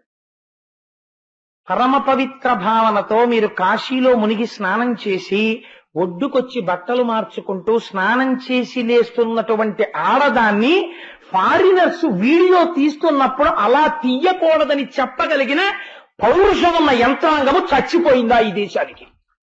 ఎంత దారుణం అండి! ఏమిటి ఈ దేశపు స్థితి? ఏమిటి పుణ్యక్షేత్రాల్లో ఇవాళ ఉన్న స్థితి? దేనికోసం ఉంది? మిగిలిన యంత్రాంగాలన్నీ ఉన్నాయి. అదేమిట్రా, నీకు డబ్బు లేకపోతే మేమిస్తాం తప్ప నువ్వు చేసిన ఈ పని ఏమిటి? నువ్వు వీడియో తీయడం ఏంటి? ఆడవాళ్లు స్నానం చేస్తే గంగా నదిలో వాళ్ళని నువ్వు పడవెక్కించి తీసుకురావడం ఏంటి? వాళ్ళని ఎదురుకుండా నిలబెట్టడం ఏంటి అని అడిగిన వాడు లేడు. సర్దుకుపోతారంటే పోనిద్రో ఏం చేస్తాం, మనం ఇక్కడికి వచ్చి స్నానం చేయడం తప్ప మనం ఏం చేస్తామని. ఎందరు తల్లులు అలా తడిసిపోయిన బట్టలతో బట్టలు మార్చుకుంటూ వాళ్ళ వీడియో కెమెరాల్లో ఉన్నారో మనకి తెలియదు. నేను అబద్ధం చెప్పానని మీరు అనుకుంటే మీరు కాశీ వెళ్ళినప్పుడు చూడండి, కోటేశ్వరరావు అబద్ధం చెప్పారేమో. ఇవి జాతి సంస్కృతికి చీడపురుగులు కావండి. యుద్ధం చెయ్యవలసి వస్తే దీని మీద యుద్ధం చెయ్యాలి, దీని మీద పెద్దలు ఉత్తరాలు రాయాలి, దీని మీద పెద్దల్ని నిలదీయాలి. దీన్ని మీరు ఎందుకు మార్చారని అడగాలి. ఈ మార్పు లేనప్పుడు, ఈ మార్పు కోరుకోనప్పుడు యాంత్రికంగా మనం ప్రవర్తిస్తే మన సంస్కృతి, మన సంప్రదాయాలు ఎలా నిలబడతాయి? కాబట్టి మీరెవరేం అనలేదు కాబట్టి నా అభిప్రాయం తప్పు కాదని నేను అనుకుంటున్నాను. కాబట్టి ఆనాడు బలరాముడు, నేను ఇందాక ఒకసారి బ్రేక్ వేద్దాం అనుకున్నాను, అలా వెళ్ళిపోతుంది అది. కాబట్టి బ్రేక్ కాదు, ఇంజన్ ఆపేశాను. కాబట్టి ఆ పల్వలుడి కొడుకైనటువంటి ఇల్వలుణ్ణి గగనమునంచెరించు సురకంఠకు కంఠము చేతి నాగతం తగిలిచి రోకలెత్తి బెడిదంబడరన్నడులెత్తి మొత్తినన్ భుగభుగనెత్తురొల్క ఇలా బొరగిలంబడి వజ్రధారచే తెగి ధరకూలు భూరి జగతీధరమున్ బురిడింప పెట్టుగాన్. ఆ రోకలతో ఒక్క దెబ్బ కొట్టే నెత్తురు బుగ బుగ బుగ బుగ కక్కుకుంటూ ఆ పల్వలుడు మరణించాడు. తదనంతరము ఏం చెయ్యాలంటే, తీర్థముల యందు స్నానం చెయ్యమంటే ఆ మనస్సు శాంతిని పొందడానికి 12 నెలలు భారతదేశమంతటా పర్యటించి తీర్థముల యందు స్నానం చేశాడు బలరాముడు. మనం ఎందుకు వెళ్లాలో, తీర్థాలకు ఎందుకు స్నానం చేస్తామో, ఎటువంటి మనశ్శాంతి పొందాలో మహానుభావులు చిన్నదైనా సరే ఇంత పరమ పవిత్రమైనటువంటి ఈ ఆఖ్యానమునందు పొందుపరచారు. నేను మీకు చాలా చెప్పేద్దాం ఇవ్వాలనుకున్నాను, నాకు ఆశ ఎక్కువ, పీక సన్నం. అందుకని నేను ఇవాళ ఇంకొక విషయాన్ని మాత్రమే ప్రస్తావన చేసి వాటి ప్రసంగాన్ని పూర్తి చేస్తాను. ఇదొకటి మనం జీవితంలో చాలా జాగ్రత్తగా తెలుసుకోవలసినటువంటి సత్యం. ఆ పోతన గారు అంటారు భాగవతాన్ని ఆంధ్రీకరిస్తూ, అంటే అది వ్యాసుడి మాట అనుకోండి, నాకు పోతన గారి మాట 10 మాటలు ఎత్తడం సంతోషం. ఎందుకంటే బోర్డు అలా పెట్టాం, నేను పోతన గారి భాగవతం గురించి ప్రస్తావన చేస్తున్నాను కాబట్టి అలా అంటున్నది వ్యాసుడి మాటే, వారు ఆంధ్రీకరించారు. పోతన గారి మాటకి వ్యాసుల వారి మాటకి తేడా ఏంది కనుక ఆ పోతన గారు అన్నారు, ప్రపంచమునందుండేటటువంటి మనుష్యులు 2 రకాలుగా ఉంటారు. నాకు నిజంగా భాగవతం చదువుతున్నప్పుడు ఈ వాక్యం ఒకటి, నేను ఇక్కడ ఆ గోవింద పట్టాభిషేకంలో ఉన్నాను కానీ నాకు ఒక వాక్యం ఒకటి అలా రాత్రి పడుకున్నా కూడా నన్ను మధిస్తూనే ఉంది. ఈ ఒక్క వాక్యము మనుష్య జన్మ బాగు చేసుకోవడానికి చాలదా భాగవతంలో అని. సరే, ఆ వాక్యం ఏమిటి అన్నది ఎప్పుడైనా ఓ సందర్భంలో చెప్తాను మీకు, బహుశా రేపే చెప్పచ్చు అవకాశం ఉంటే. కాబట్టి ఆ పోతన గారు అంటారు, 2 వర్గములుగా ఉంటారు మనుష్యులు. ఒకటి, కోరికలు కోరుతారు. కోరికలు కోరడం తప్పు అని పరమేశ్వరుడు కూడా చెప్పలేదు. ఎందుచేత అంటే తండ్రిని కాకపోతే కొడుకు ఎవరిని అడుగుతాడు చెప్పండి? తండ్రి కొడుకు పుట్టి నాన్నగారండి నాన్నగారండి మీ చెయ్యి పట్టుకుని నడుస్తానండి అన్నాడు అనుకోండి, చీ దుర్మార్గుడా అంటాడా? అనడం. అది సహజమైన కోరిక. నాన్నగారండి మీతో స్కూటర్ మీద వస్తానంటాడు. నాన్నగారండి నాన్నగారండి నేను సభకు వస్తానంటాడు. వాడు రావచ్చా రాకూడదా వేరే విషయం, వాడు అన్నింటికి వచ్చేస్తానంటాడు. ఎవరిని అడగాలి? కోరిక తండ్రిని అడగాలి. అందుకే ఆయన కూడా ఒక మాట అన్నాడు, ఆర్తి జిజ్ఞాసురర్థార్థి అన్నాడు భగవద్గీతలో. నన్ను కాకపోతే ఎవరు అడుగుతారయా, పిల్లలు నన్ను కోరికలు కోరచ్చు, నేనేం అనుకోను అన్నాడు. కానీ మనుష్యులు తమ నడువడి చేత 2గా అయిపోతారు. ఎవరో తెలుసా అండి? ఒకరు ఈశ్వరుణ్ణి కొన్ని కోరికలు కోరుతారు. ఆ కోరికలు కోరిన తర్వాత వాళ్ళు ఒక స్థితికి వెళ్ళిపోతారు. వెళ్ళిపోయిన తర్వాత ఆ కోరికలతో ఒక స్థితికి వెళ్ళిపోయిన తర్వాత మళ్ళీ వాళ్ళు ఏవి పొందారో వాటిని ఒక్కొక్క దాన్ని పోగొట్టుకుంటుంటారు. మీరు దీన్ని చాలా జాగ్రత్తగా అర్థం చేసుకోవాలి జీవితానికి సమన్వయం చేసుకునేటప్పుడు. ఇది కూడా ఈశ్వరానుగ్రహమే అని మనిషి అంగీకరించడానికి ఇష్టపడడు. అలా ఎవడిష్టపడుతున్నాడో వాడు నా అనుగ్రహాన్ని పొంది మోక్షాన్ని పొందుతున్నాడు అన్నాడు నారాయణుడు. రెండవ వాళ్ళెవరు అంటే కోరికలు కోరుకుంటారు. కోరుకుని నేను ఇచ్చినటువంటి కోరికలు అంటే నేనే వేరొక రూపముతో కోరిక తీర్చిన తరువాత ఆ కోరిక నేను ఇచ్చాననగానే నన్నే మర్చిపోతారు వాళ్ళు. ఫస్ట్ ముందు మరిచిపోయేది ఎవరినంటే నన్నే. లేకపోతే ఆ కోరికతో ఎవరి మీదకి వస్తారంటే నా మీదకే వస్తారు. ఇలా ఉంటారు 2వ రకం వాళ్ళు. కాబట్టి ఇది ఒక రకం, ఇది ఒక రకం. ఈ 2 రకాలుగా మనుష్యులు ఉంటారు. మీరు చూడండి, ఒక 70 ఏళ్ళు వచ్చేసాయి అనుకోండి, ఒక వ్యక్తికి కళ్ళు ఊడిపోయాయి అనుకోండి, శరీరం ముడతలు పడిపోయింది అనుకోండి, శరీరం అంతా జర్జరీభూతం అయిపోయింది, కొంచెం మనసులో కూర్చున్నాడు అనుకోండి, కాసేపు దగ్గు వచ్చేసింది అనుకోండి, లేకపోతే ఇక్కడి నుంచి అక్కడి వరకు నడిస్తే మోకాళ్ళు నొప్పులు వచ్చేసాయి అనుకోండి, నొప్పులు వచ్చేస్తే మరి రాదేమిటండి అన్నాడు అనుకోండి, అదేమిటండి మీకు పాపం మోకాళ్ళు నొప్పులా, అదేంటి లేకపోతే దగ్గు వచ్చేస్తుందా, మీ శరీరం ఏమిటండి అలా ముడతలు పడిపోయిందండి అన్నాం అనుకోండి, ఆయన ఒక నవ్వు నవ్వి, ఏమిటో ఎంత అనుకుంటున్నావు, నాకు వయస్సు 70 ఏళ్ళు, మోకాళ్ళ నొప్పులు రావు, శరీరం ముడతలు పడదు, పడుతుంది 70 ఏళ్ళు, నీకు 70 ఏళ్ళు వస్తే నువ్వు అలాగే ఉంటావా, అది సహజం అన్నాడు అనుకోండి, దీనికి ఈశ్వరానుగ్రహం ఉందని గుర్తు. ఎందుకంటే ఆయన ఒక సత్యాన్ని అంగీకరిస్తున్నాడు.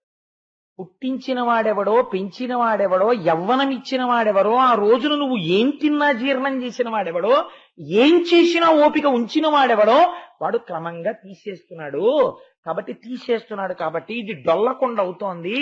అలా అవడం ప్రకృతిలో పరిణామం అంతే తప్ప ఎప్పుడూ యవ్వనంలో ఉండదు, ఇది మారుతుంది అని అంగీకరించిన వాడొకడున్నాడు. వాడు ఒక్కొక్కటి జారిపోతుంటే జారిపోయే వాటిని వదిలేస్తూ దేన్ని పట్టుకోవాలో దాన్ని పట్టుకుంటూ ఉంటాడు. అలా పట్టుకుంటున్న వాడు ఎవడున్నాడో వాడు ఎక్కుతున్నాడు. మీకు నేను దాన్ని ఒక ఉదాహరణ చెప్తే మీరు చాలా తేలిగ్గా పట్టుకుంటారు. మీరు తాటి చెట్టు ఎక్కేవాడిని చూడండి, ముందు 2 కాళ్ళకి వాడే కట్టేసుకుంటాడు. కట్టేసుకుని నడుముకిని కొబ్బరి చెట్టుకి తాటి చెట్టుకి కలిపి ఓ కట్టేసేసుకుంటాడు. చాలా గమ్మత్తుగా ఉంటుంది. ముందు ఏం చేస్తారంటే 2 కాళ్ళతోనూ తాటి చెట్టుని బాగా అదిమి పట్టి నడుంకి కట్టుకున్న కట్టు మీద వాలుతాడు. వాలి ఇప్పుడు ఈ కాళ్ళకున్న కట్టుతో తాటి చెట్టుని గట్టిగా పట్టుకుని కొద్దిగా వదులు చేసి కట్టు పైకెత్తాడు. ఎత్తి ఇప్పుడు ఈ కట్టుని గట్టిగా బిగించి వెనక్కి వాలి ఈ 2 కాళ్ళు పైకెత్తాడు. వాడు ఎప్పుడు వదలాలో దాన్ని వదులుతుంటాడు, దేన్ని పట్టాలో దాన్ని పడుతుంటాడు. ఈ పట్టు వదులులో వాడు తాటి చెట్టు మొవ్వకెళ్ళిపోతాడు. వాడు ఆ వదలడం తెలియలేదు అనుకోండి, వాడు కింద పడిపోతాడు. వాడు ఎప్పుడు పట్టుకోవాలో దాన్ని పట్టుకోవాలి, దేన్ని వదులుకోవాలో దాన్ని వదులుకోవాలి. అలా వదులుకున్నవాడే పైకెక్కుతాడు. అలా కాకుండా ఇందాక నడుము మీద ఇలాగే పెట్టాను కదా, ఇప్పుడు ఇలా పైకెత్తితే మాత్రం ఏమవుతుందని నడుము ముందుకు తీసేసి ఇలా అన్నాడు అనుకోండి, అనేసి కాళ్ళు కూడా వదిలేశాడు అనుకోండి, వాడు కళ్ళు తెరిచేటప్పటికి ఇంటెన్సివ్ కేర్ యూనిట్ లో ఉంటాడు. ఎప్పుడేది పట్టుకోవాలో అది పట్టుకోవాలి, ఎప్పుడు ఏది వదిలేయాలో అది వదిలేయాలి. ఇంకా ఏమిటి, 70 ఏళ్ళు వచ్చాయి, ఎన్ని తిన్నాను ఊరగాయలు, ఎన్ని తిన్నాను కొత్త ఆవకాయలు, బోల్డ్ అని తిన్నాను. మీరేం తిన్నారు? ఎన్ని తిన్నానో, ఎన్ని పళ్ళు తిన్నానో. భాగవతం చెప్తే రోజు ప్లాస్టిక్ కవర్ల నిండా పళ్ళు వచ్చాయి. మీరేం తిన్నారు? మీ మొహం నేను తిన్నాను రా అని మన వాళ్ళకి చెప్పాలి. చెప్పి ఇప్పుడు ఈ శరీరం తిందాం, ఇది ఇప్పుడు జీర్ణం చేసుకోలేకపోతాను, ఇప్పుడు అక్కర్లేదు నాకు, మీరు తినండి రా అనగలగాలి. అలా నువ్వు అనగలిగితే నువ్వు ఎక్కుతున్నావు మొవ్వ వైపు. ఏమిటో ఆ రోజుల్లో 3 అరటిపళ్ళు తిన్నా హాయిగా ఉండేది, ఎవడో ఒక్క అరటిపండు తినలేను, ఇంటి నిండా పళ్ళు, నా కర్మ అని ఏడిస్తే బీపీ కూడా వస్తుంది. ఏమిటి ఉపయోగం? కాబట్టి మీరు దీన్ని ఏదో ఎక్కడో పురాణవచనంగా తీసుకుంటే అంత ప్రయోజనం ఉంటుందని నేను అనుకోవట్లేదు. కాబట్టి ఈశ్వరుడు అన్నాడు, నేను తీసేస్తున్న దాన్ని అంగీకరించగలగడంలో వాడు పైకెక్కుతున్నాడు. ఎంత గంభీరమైన మాట అండి అది. నిజంగా అంగీకరించలేకపోవడంలో వాడు జారిపోతున్నాడు. రెండవ వాడు ఇంకో చిత్రమైన వాడు. మొదటి వాడి గురించి చెప్పాలంటే పైకెక్కుతున్నవాడు బోల్డ్ మంది ఉన్నారు, రమణ మహర్షి లాంటి వాడు. రెండో వాడు ఉన్నాడు, వాడు చాలా గొప్పవాడు, అసలు వాడు చాలా చిత్రంగా ఉంటాడు. వాడు ఈశ్వరుడు గురించి ఎంత తపస్సు చేస్తాడో తెలుసండి. ఏమిటండి దిక్కుమాల శరీరం అన్నట్టు తపస్సు చేస్తాడు. వాడి తపస్సు చూసి ఈశ్వరుడు పొంగిపోయి, వీడికి అసలు దేహభ్రాంతే లేదురా అని, ఇంత దేహభ్రాంతి లేని వాడు నన్ను ఏమడుగుతాడని క్యాజువల్ గా వచ్చేసాడు అనుకోండి, వాడు అడిగే కోరికకి ముందు ఈశ్వరుడికి స్పృహ తప్పుతుంది. ఆయన వచ్చేసాక తప్పదు, ఆయనకి అదొక కండిషన్ ఉంది ఆయనకి. కాబట్టి ఒక్కొక్క ఆఫీసర్కి ఒక్కొక్క అలవాటు ఉంటుంది. సంతకం పెట్టేశాడు అనుకోండి, ఒకసారి ఓ మాట అంటారు, నేను ఒకసారి సంతకం పెట్టేసిన తర్వాత వెంటనే మోడిఫై చేయనండి, మీరు ఒక 1 month చేయండి, మళ్ళీ మిమ్మల్ని మారుస్తానంటారు అని కట్టుబడతారు వాళ్ళు. అది కూడా ఒక మంచి మర్యాదే, నేను అది కూడా మెచ్చుకుంటాను. ఒక్కొక్కళ్ళకి ఆ అలవాటు ఉంటుంది, మీరు ఒక్క నెల చేయండి నేను మారుస్తానంటే మారుస్తాను. నేను ఒకసారి సంతకం పెడితే దానికి కట్టుపడాలి, ఓ గౌరవం ఉంటుంది కొంతమందికి, మంచిది. కొంతమంది ఫ్లెక్సిబుల్ గా ఉంటారు, అలా ఎందుకు ఒక నెల ఏదో కారాగార శిక్షలాగపోతే మారుద్దాం, అది మంచిదే. వాడిని వెంటనే ఉత్తర క్షణం సద్య ఫలితం ఇస్తారు. రెండూ మంచివి. ఆ పట్టు విడుపులో ఒక్కొక్కరు చూడండి, కోరిక కోరేసి వెంటనే ఈశ్వరుని మర్చిపోతాడు. మరిచిపోతే దేవుడు ఎరుగో, వాడు ఈశ్వరుణ్ణి ఎంత మర్చిపోతాడో తెలుసా అండి, ఈశ్వరుణ్ణి ప్రమాదంలో పెడతాడు. ఇలాంటి వాళ్ళు కూడా ప్రపంచంలో ఉంటారు. దీనికి నేను ఒక ఉదాహరణ చెప్తాను విను అన్నాడు. ఎవరితో చెప్పాడో తెలుసా అండి? ఉద్ధవుడితో చెప్పాడు కృష్ణ భగవానుడిని. కాబట్టి నువ్వు అలా చెడిపోకు స్మా, ఈ కథ నువ్వు బాగా మనసులో పెట్టుకుంటే నువ్వు అలా పాడైపోకుండా ఉంటావు. ఇది చాలా తేలికగా తీసుకుంటాం మనం ఈ లీలని, కానీ ఇది చాలా గహనమై మన జీవితాన్ని ఉద్ధరించగలిగినటువంటి లీల. మీరు అవధరించండి, నేను త్వరలో పూర్తి చేస్తాను, ఎందుకంటే నృత్య కార్యక్రమం ఉంది. చక్కటి కృష్ణలీలలు, పైగా ఇవాళ మనస్సుని బాగా పట్టుకోవాలని కృష్ణలీలలు ప్రదర్శన చేస్తారు. ఇప్పుడు మధురానగరిలో చలలమ్మ బోధు అంటూ వస్తారు కశ్యపట్లో. ఆ పిల్లలు ఎంత బాగా చేస్తారో చూద్దరు గాని. కాబట్టి నువ్వు తొందరగా మూసేయనకండి, నేను పూర్తి చేసేస్తాను. వృకాసురుడు అని శకుని అనబడేటటువంటి, భారతంలో శకుని కాదు, శకుని అనబడేటటువంటి రాక్షసుని యొక్క కుమారుడు, ఆయన పేరు వృకాసురుడు. ఆయన ఒకానొకప్పుడు, ఆ కోరికలు కూడా అంత చిత్రంగా ఉంటాయండి. మీరు చూడండి, మనకి ఒక్కొక్కడు చెప్తాడు, ఏమండి ఈ మధ్య మీరు శివాలయానికి రావట్లేదేమండి అన్నాం అనుకోండి, అబ్బాయి శివాలయం కన్నానండి, ఇప్పుడు కొత్తగా ఇంకో దేవుడు వచ్చాడు, ఆయన దగ్గరికి మీరు వెళ్ళి 108 ప్రదక్షిణాలు చేశారనుకోండి, అలా అయిపోతాయంతే. ఈ బలహీనత మనిషికి ఉండబట్టే, ఈ మనిషికి ఉన్న ఈ బలహీనతని అడ్డుపెట్టి వాళ్ళ సంస్కృతిని నాశనం చేసేయగలిగిన స్థితికి కూడా వెళ్ళిపోగలుగుతున్నారు. కారణం ఏంటి అంటే, ఈశ్వరుడు అంటే అంత చౌకబారు వస్తువు అని చెబితే నమ్మేయగలిగినంత బలహీనత నీకుంది. కాబట్టి ఈశ్వరుడు అన్నవాడు ఏ రూపంలో ఉన్నా ఈశ్వరుడుగానే ఉంటాడని నువ్వు అనగలిగితే వాడు నిన్ను మోసం చేయలేడు. నువ్వు మోసపోగలిగిన స్థితిలో ఉన్నావు కాబట్టి వాడు మోసపుచ్చుకున్నాడు నిన్ను. చూడండి, వాడు అన్నాడు, ఒక రోజున వెళ్ళిపోతున్నాడు, నారదుడు అట్నుంచి వస్తున్నాడు. గొప్పగా అడుగుతారో చూడండి ప్రశ్నలు, వీళ్ళు అక్కడ ఉన్నారనకండి, ఇక్కడ ఉంటారు. నారదుణ్ణి పిలిచి అన్నాడు, కడగి కొలువ శీఘ్ర కాలంబులో నన్న ఇష్టమైన వరములిచ్చునట్టి దైవమెవ్వడి నిన దానవు కొనుగొని మునివరుండు పలికె ముదముతోడ. అయ్యా నారదుడి గారు ఇలా రండి ఒక్కసారి నమస్కారం అన్నాడు. కాళ్ళకి దండం పెట్టాడు. ఏమిట్రా అన్నాడు. వృకాసురుణ్ణి చూసి, బ్రహ్మ విష్ణు మహేశ్వరుడు అని ముగ్గురు ఉన్నారని చెప్తారు కదా పరమాత్మ రూపాలు. తపస్సు చేస్తే తొందరగా ఎక్కువ టైం తీసుకుని మళ్ళీని ఏదో అన్నాళ్ళు పోవాలి ఇన్నాళ్ళు పోవాలి అనకుండా కొంచెం తొందరగా ప్రత్యక్షం అయిపోయి మనం వరం అడిగితే అబ్బాయి అలా కుదరదండి అలా ఇవ్వలేమండి అనకుండా ఇచ్చేసేవాడు ఎవడండి ముగ్గురులో? ప్రశ్న ఎంత గమ్మత్తుగా ఉంటుందో చూడండి. అలా ఈ స్వభావం లేకపోతే ఇవాళ సమాజంలో చాలా సమస్యల గురించి మనం వేదికల మీద ప్రస్తావన చేయవలసిన అవసరము లేదు. కాబట్టి అప్పుడు ఉన్నాడా వృకాసురుడు? ఇప్పుడు ఉన్నాడా? ఎప్పుడు ఉన్నాడు. కాబట్టి ఈ ప్రశ్న అడిగితే నారదుడు అన్నాడు, ఓహో వీడికి వీడిని అడ్డు పెట్టి లోకానికంతటికీ ఒక పాఠం చెప్పాలి. ఇది భాగవతం అంటే. ఈ స్థితి ఉన్న వాళ్ళందరి గురించి ఆ రోజు చెప్పాడు వ్యాస భగవానుడు. అందుకని ఆయన మహాత్ముడయ్యాడు. నారదుడు అన్నాడు, ఒరే బ్రహ్మగారు సృష్టి చేస్తారా, చాలా తపస్యాలు పుట్టలు గిట్టలు పెట్టాలి, అంత గబుక్కుని రాడు. శ్రీమన్నారాయణుడా అసలు సత్వగుణంలోకి వచ్చేయాలి బాగాను, మోక్షం అలాంటి వాటిని అడిగే వాళ్ళ కోసం వస్తాడులే, నీకు కష్టం అవన్నీ నీకు ఎక్కడ చేస్తావు, కానీ నీ జాతి వాళ్ళందరూ తొందరగా పడగొట్టగలిగిన వాడు ఒక ఆయన ఉన్నాడు, ఆయన భోళా ఇట్టే పలికేస్తాడు రా. నాకు తెలిసి బాణాసురుడోడు రావణాసురుడోడు ఇలాంటి వాళ్ళందరూ కూడా, అంటే మీరు ఇక్కడ ఒక విషయం అర్థం చేసుకోవాలి, అంటే శివుణ్ణి పూజ చేసేవాళ్ళు రాక్షసులని అనకండి. తేలికగా లొంగిపోయే ఈశ్వర స్వరూపం. నారదుడు ఈ మాట ఎందుకు చెప్తున్నాడో తెలుసా అండి? మనందరికీ ఒక పాఠం చెప్పడానికి. తేలికగా ఈశ్వరుడు లొంగుతాడన్నది భావన చివరికి ఎంత భ్రష్టత్వానికి ఎడుతుందో ఆలోచించుకో. ఈశ్వరుడు ఎంత భేదభావన ఏమిటి అసలు? ఈయనైతే చాలా తేలికండి, ఈయనకైతే ఇలా చేస్తే లొంగిపోతాడండి, ఆయనకైతే అలా ఉండదండి, ఆయనకి ఏం చేసినా లొంగడండి. అలా అయితే ఈయన ఈశ్వరుడు కాడు నువ్వు చెప్పే. ఆయన ఈయనకైతే ఇలా ఉంటుందా, ఆయనకైతే అలా ఉంటుందా? ఇంతమంది ఈశ్వరులు ఉంటే ఖచ్చితంగా యుద్ధం ఎవరికి జరగాలి? ముందు వాళ్ళకి జరగాలి యుద్ధాలు. వాళ్ళు ఎప్పుడు కొట్టుకోలేదు. అంటే ఎంత అజ్ఞానంతో మాట్లాడుతున్నాడో చూడండి. ఈ అజ్ఞానాన్ని విరిచి లోకానికి ప్రయోజనం చెప్పాలనుకున్నాడు. అందుకని శివుడు గురించి తపస్సు చేయాలి. అంటే ఎక్కడ చేయనండి అన్నాడు. కేదారం వెళ్ళాడు. అందుకని వీడు కేదారం వెళ్ళి తపస్సు మొదలెట్టాడు. కేదార తీర్థంలో స్నానం చేశాడు. వీడు ఎన్నాళ్ళు చేశాడు అనుకుంటున్నారు తపస్సు? 6 రోజులు.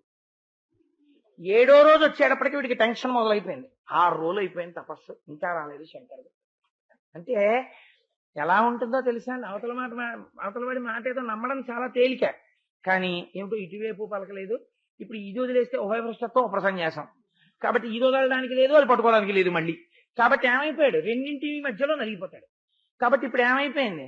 6 రోజులు అయిపోయింది ఇంకా రాలేదేంటి, 6 రోజులు అయిపోయింది ఇంకా రాలేదేంటి, ఇంటికి వెడితేనేమో మరి ఏదైనా శంకరుడిని సాధించుకొస్తానో ఏమీ రాలేదా అంటారేమోనని వాడికి అక్కస వచ్చింది. ఈ అక్కస ఎక్కడి వరకు వెళ్ళిపోయిందంటే రాక్షస ప్రవృత్తి బయలుదేరి తన శరీరాన్ని తానే ముక్కల కింద కొట్టేసుకుని అగ్నిహోత్రంలో వేయించేశాడు. చూస్తున్నాడు శంకరుడు ఇవన్నీ ఏట్రా, వీడి మాంసం వీడు కోసుకుని అగ్నిహోత్రంలో వేస్తున్నాడు ఏంట్రా అని చూస్తున్నాడు. వీడు స్నానానికి వెళ్ళి తలకాయ తడిపేసి వచ్చేసి ఆ తడి జుట్టు ఎత్తి పట్టుకుని, ఇంకా నువ్వు రావట్లేదు అనవసరం, నా తలకాయ కొట్టేసి అగ్నిహోత్రంలో పారేస్తానని కత్తి తీసి కొట్టేస్తున్నాడు. శంకరుడు చూసి, అయ్యి బాబాయ్ రేపు పొద్దున అపనింద నాకు వస్తుంది, వీడికి ఏమి ఇవ్వకపోతే. అంటే ఈశ్వరుణ్ణి కూడా ఎంత ఒత్తిడి చేసేస్తారో చూడండి కొంతమంది. ఇలాంటి వాళ్ళని అడ్డు పెట్టి లోకానికి ఓ పాఠం చెప్పాలి మనం అని పరిగెత్తుకొచ్చి చేయి పట్టుకుంటారు. ఎవరెవరెవరే తలకాయ దింపేసుకుంటా ఏమిట్రా నేను రాలేదని. ఇంతకీ ఎందుకు శరీరంని కూడా నువ్వు లెక్క పెట్టట్లేదు, నేనే కావాలంటున్నావు, నాకు శంకరుడు కావాలి. శంకరుడు కావాలని ఇంత తపస్స, తల తగ్గోసేసుకుంటున్నావా? నీకు అసలు శరీరం మీద భ్రాంతి లేదురా, కాబట్టి నువ్వు ఎంత గొప్ప కోరిక కోరుతావు, నీకేం కావాలన్నాడు. శంకరా నేను ఎవరి తల మీద పెడితే వాడి తల పేలిపోవాలన్నాడు. ఇప్పుడు శివుడు తెల్లబోయాడు. ఏమిట్రా వీడి తలకాయ కొట్టేసుకునేవాడు ఎవడి తల మీద చెయ్యడితే వాడి తల పేలిపోవాలంటాడేమిటని. వీడి ధోరణి ఏంటి, వీడికి ఇస్తే ఏమవుతుంది ఇవ్వకపోతే ఏమవుతుందో ఆలోచించాడు ఆయన. ఆయన సర్వజ్ఞుడు, ఆయనకి తెలియదండి, ఆయనకి తెలుసు. ఆయన ఏం చేశాడంటే సరే తథాస్తు నీకు ఇచ్చాను. ఇప్పుడు వాడి తొందర ఏమిటంటే ఎవడో ఒకరి మీద పెట్టాలా చెయ్యి, వాడి తల పేలిపోతే వీడికి this has been tested and proved correct అని. మనకి ట్యూబ్ లైట్ల మీద ఏదైనా ఓ బల్బు కొనుక్కున్నాం అనుకోండి, మనం వెంటనే అలా ఏం ప్యాకెట్లో తెచ్చేసుకున్నాం, ఒకసారి టెస్ట్ చేయండి అంటాం. వాడు ఏం చేస్తాడంటే అట్ట పెట్టి తప్పించి హోల్డర్ లో పెట్టి స్విచ్ చేస్తాడు. ఏమండి అంటాడు, అది తీసుకెళ్ళండి అంటాడు. ఓసారి వెలగాలి. ఇక్కడే ఉన్నాడు కదండి వృకాసురుడు. టెస్టింగ్ అన్ని అనుమానమే, అన్ని విషయాల్లో అనుమానమే. మీరు కథ చెప్పారు అనుకోండి, వాడు ఇంత చెప్పిన దాంట్లో ఇంత మంచి దొరకదు. ఇన్ని అనుమానాలు 2 గంటలు మాట్లాడాడు కదా, పోనివాడు ఆ సాధ్యం కోలా పోనివాడికి అంటాన్ని పెట్టిందేమో అని వాడు ఊరుకుంటాడని మీరు అనుకుంటున్నారా? మీరు దిగడమే తర్వాయి. వాడికి ఎన్ని అనుమానాలో కడుపు నిండా వచ్చేసి ఏమండి ఏమండి అని వచ్చేస్తారు గబగబా. ఏంటంటే నువ్వు సిద్ధాన్నంలో వాడికి చెప్పేయాలి ఇప్పుడు ఇవన్నీ. వాడి తర్వాత ఇంటికి వెళ్ళి భాగవతం. పోనీ వాడికి అనుమానం వస్తే వాడు భాగవతం చదువుకుంటున్నాడని మీరు అనుకున్నారా? వాడికి మీరు అప్పు ఉన్నట్టు మీరు చెప్పాలి వాడికి. అందుకని వెంటనే వచ్చేస్తాడు. వచ్చేస్తే మీరు వాడికి చెప్తుండాలి. ఒక్కొక్కడి అర్థం ఉండదు అసలు ఆ జీవితాలకి. వాళ్ళు ఎలా బాగుపడతారో, ఎప్పటికి బాగుపడతారో, ఎప్పటికి సంస్కరించుకుంటారో కూడా అర్థం కాదు కొన్ని సభల్లో. కనుక ఏమైంది అంటే నీ తలకాయ మీద ఒకసారి చెయ్యెడతాను అలా నించో అన్నాడు. అంటే ఇప్పుడు శంకరుడు అన్నాడు ఇది వీడి తలకాయ మీద చెయ్యి పెడితే ఆయనకు శక్తి ఉంది.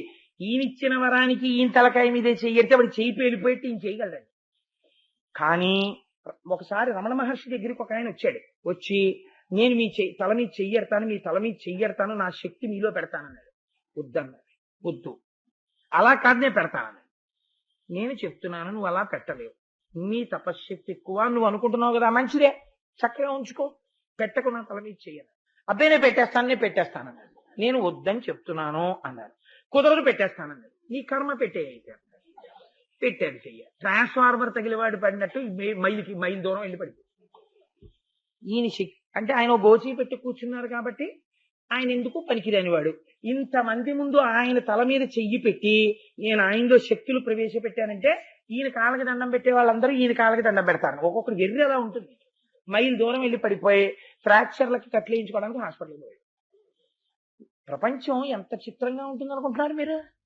లోకం తీరలా ఉంటుందండి. ఇన్నిటినీ గెలవలసిందే శంకరుడు అంతటి వాడు కూడా. కాబట్టి రే నాకే తప్పలేదురా, అందరికీ ఉంటాయి కష్టాలని శంకరుడు చూపించాడు. కాబట్టి ఇప్పుడు ఏమిటి, వాడి చెయ్యి పేలిపోతే లోకం ఏమంటుంది? ఎవడి తల మీద చెయ్యి పెడితే ఏమండి పాపం వాడు తప్పేంటండి, చెయ్యి పెడతానన్నాడు, అప్పుడు ఎవరు లేరు కాబట్టి శివుడి తల మీద పెడతానన్నాడు. ఆయనకేం శక్తి లేదేంటండి, తప్పని పేరు మళ్ళీ ఇలా కలుపుకోగలడు ఆయన, దానికే చెప్పేయాలి ఏంటండి వృకాసురుణ్ణి అంటారు. పెట్టనిస్తే శంకరుడంతటి వాడికి ఇంత అమంగళం జరగడం ఏమిటి? అది చాలా ప్రమాదం, చాలా దోషం కదా. కాబట్టి తన వరానికి తానే పాడవడం ఏమిటి? ఇది రేపొద్దున లోకానికి నానుడై కూర్చుంటే. కాబట్టి ఇప్పుడు ఆయన ఏం చేశాడు, తల ఇవ్వలేక ఇప్పుడు ఆయన వెనక్కి తిరిగి పరిగెత్తడం మొదలెట్టాడు. ఇందులో ఒక రహస్యం ఉందండి. భాగవతంలో కొంతవరకు ప్రస్తావన చేశారు. అసలు పరమేశ్వరుడు అలా వెళ్ళడం వెనకాతల ఒక రహస్యం ఉంది. సుబ్రహ్మణ్యేశ్వరోత్పత్తి జరగడానికి కావలసిన బీజము అప్పుడు పడింది అక్కడ. కానీ అది ఇప్పుడు నేను ప్రస్తావన చేయడం కష్టం, చాలా పెద్ద ఆఖ్యానము, దాన్ని నేను స్పృశించాను. పరిగెత్తి ఆయన ఎక్కడికి వెళ్ళాడు? వైకుంఠానికి వెళ్ళాడు. వీడెక్కడికి వెళ్ళాడు? వెంటే పడుతున్నాడు. ఆగు, తల మీద చెయ్యడతా, ఆగు. వాడి ఎందుకు ఇంకోటి తల మీద ఓ మేకో కుక్కో కనపడదు ఏమిటి లోపల? వాడికి అనుమానం ఏమిటంటే ఇచ్చిన వాడు పారిపోతున్నాడంటే ఇచ్చింది తప్పేమో అని వాడికి అనుమానం. అందుకని ఆయన తల మీదే పెడతాడు. వాడు పేలలేదనుకోండి, మరి ఇచ్చావు కదా పేలనే అని అడుగుతాడు. అందుకని అక్కడికే పరిగెడతాడు వాడు. చిచ్చుబుడ్డి కొనుక్కున్నవాడు ఇంటికి వెళ్ళి చిచ్చుబుడ్డి వెలిగించుకుంటే పర్వాలేదు, దీపావళి సామాను కొట్లోనే పెడతాను అనుకో, వాడి కొట్టుకు వెళ్ళిపోతుంది. అలా ఉంటుంది పరిస్థితి. కాబట్టి ఆయన వెంటే పరిగెత్తాడు. పరిగెడితే ఆయన ఏం చేశాడంటే, ఆయనకి కేశవుడికి భేదం ఉండదు. శంకరుడుగా ఇప్పుడు అజ్ఞానాన్ని అణిచేశాడు అనుకోండి, బాగుండదు, మర్యాదగా ఉండదు. శంకరుడు నారాయణుడిగా అణిచేయాలి. కాబట్టి వైకుంఠం దాకా వెళ్ళగానే అందులోంచి శ్రీమన్నారాయణుడు బ్రహ్మచారిగా బయటకు వచ్చాడు. ఒక వటువు రూపంలో బంగారు మొలతాడు, ఓ పచ్చటి గోచి, ఓ 3 పోగులు యజ్ఞోపవీతం వేసుకుని చక్కగా ఓ కమండలం చేత్తో పట్టుకుని ఆయనేమో బ్రహ్మచారిలా బయటకు వస్తున్నాడు. వస్తుంటే అయ్యయ్యో అదేమిటయ్యా అలా పరిగెడుతున్నావు, ఒళ్ళంతా చెమట పట్టేసింది. వృకాసురా, శరీరం అన్నది దేనికి వాడుకోవాలో తెలుసా? సుఖ పెట్టుకోవడానికి వాడుకోవాలి, అంతేగాని అలా కష్టపడతాయేంటి, ఎందుకు అలా పరిగెడుతున్నావు, ఆగు అంటే వాడు రొప్పుతూ అన్నాడు. శంకరుడు వరం ఇచ్చాడు, తల మీద చెయ్యెడతానంటే పారిపోతున్నాడు అన్నాడు. అంటే ఆయన అన్నాడు, ఎంత పిచ్చివాడివిరా నువ్వు, శంకరుడు దక్ష ప్రజాపతి యజ్ఞం నుంచి మనిషిలో మార్పు వచ్చేసింది, అవతల వాడిని బాగా నమ్మించాలనుకోండి, నేను ఎప్పటి నుంచి మారిపోయాడో వాడు సంఘటన మొదలెడతాడు, నిజంగా ఉందనుకుంటాడు అవతల ఆయన. అందుకని దక్ష ప్రజాపతి యజ్ఞం నుంచి మారిపోయి పిశాచాల్ని భూతగణాలని వెంట పట్టుకు తిరగడం, అబద్ధాలాడడం మొదలెట్టాడైనా. ఆయన మాట సత్యం కాదు. పైగా మహేశ్వరుడి దగ్గర ఒక గుణం ఉంది, ఆయన పవిత్రుడిగా ఉంటాడు కదా, నువ్వు స్నానం చేయకుండా ముట్టుకుంటే ఆయన తల ఇవ్వడు.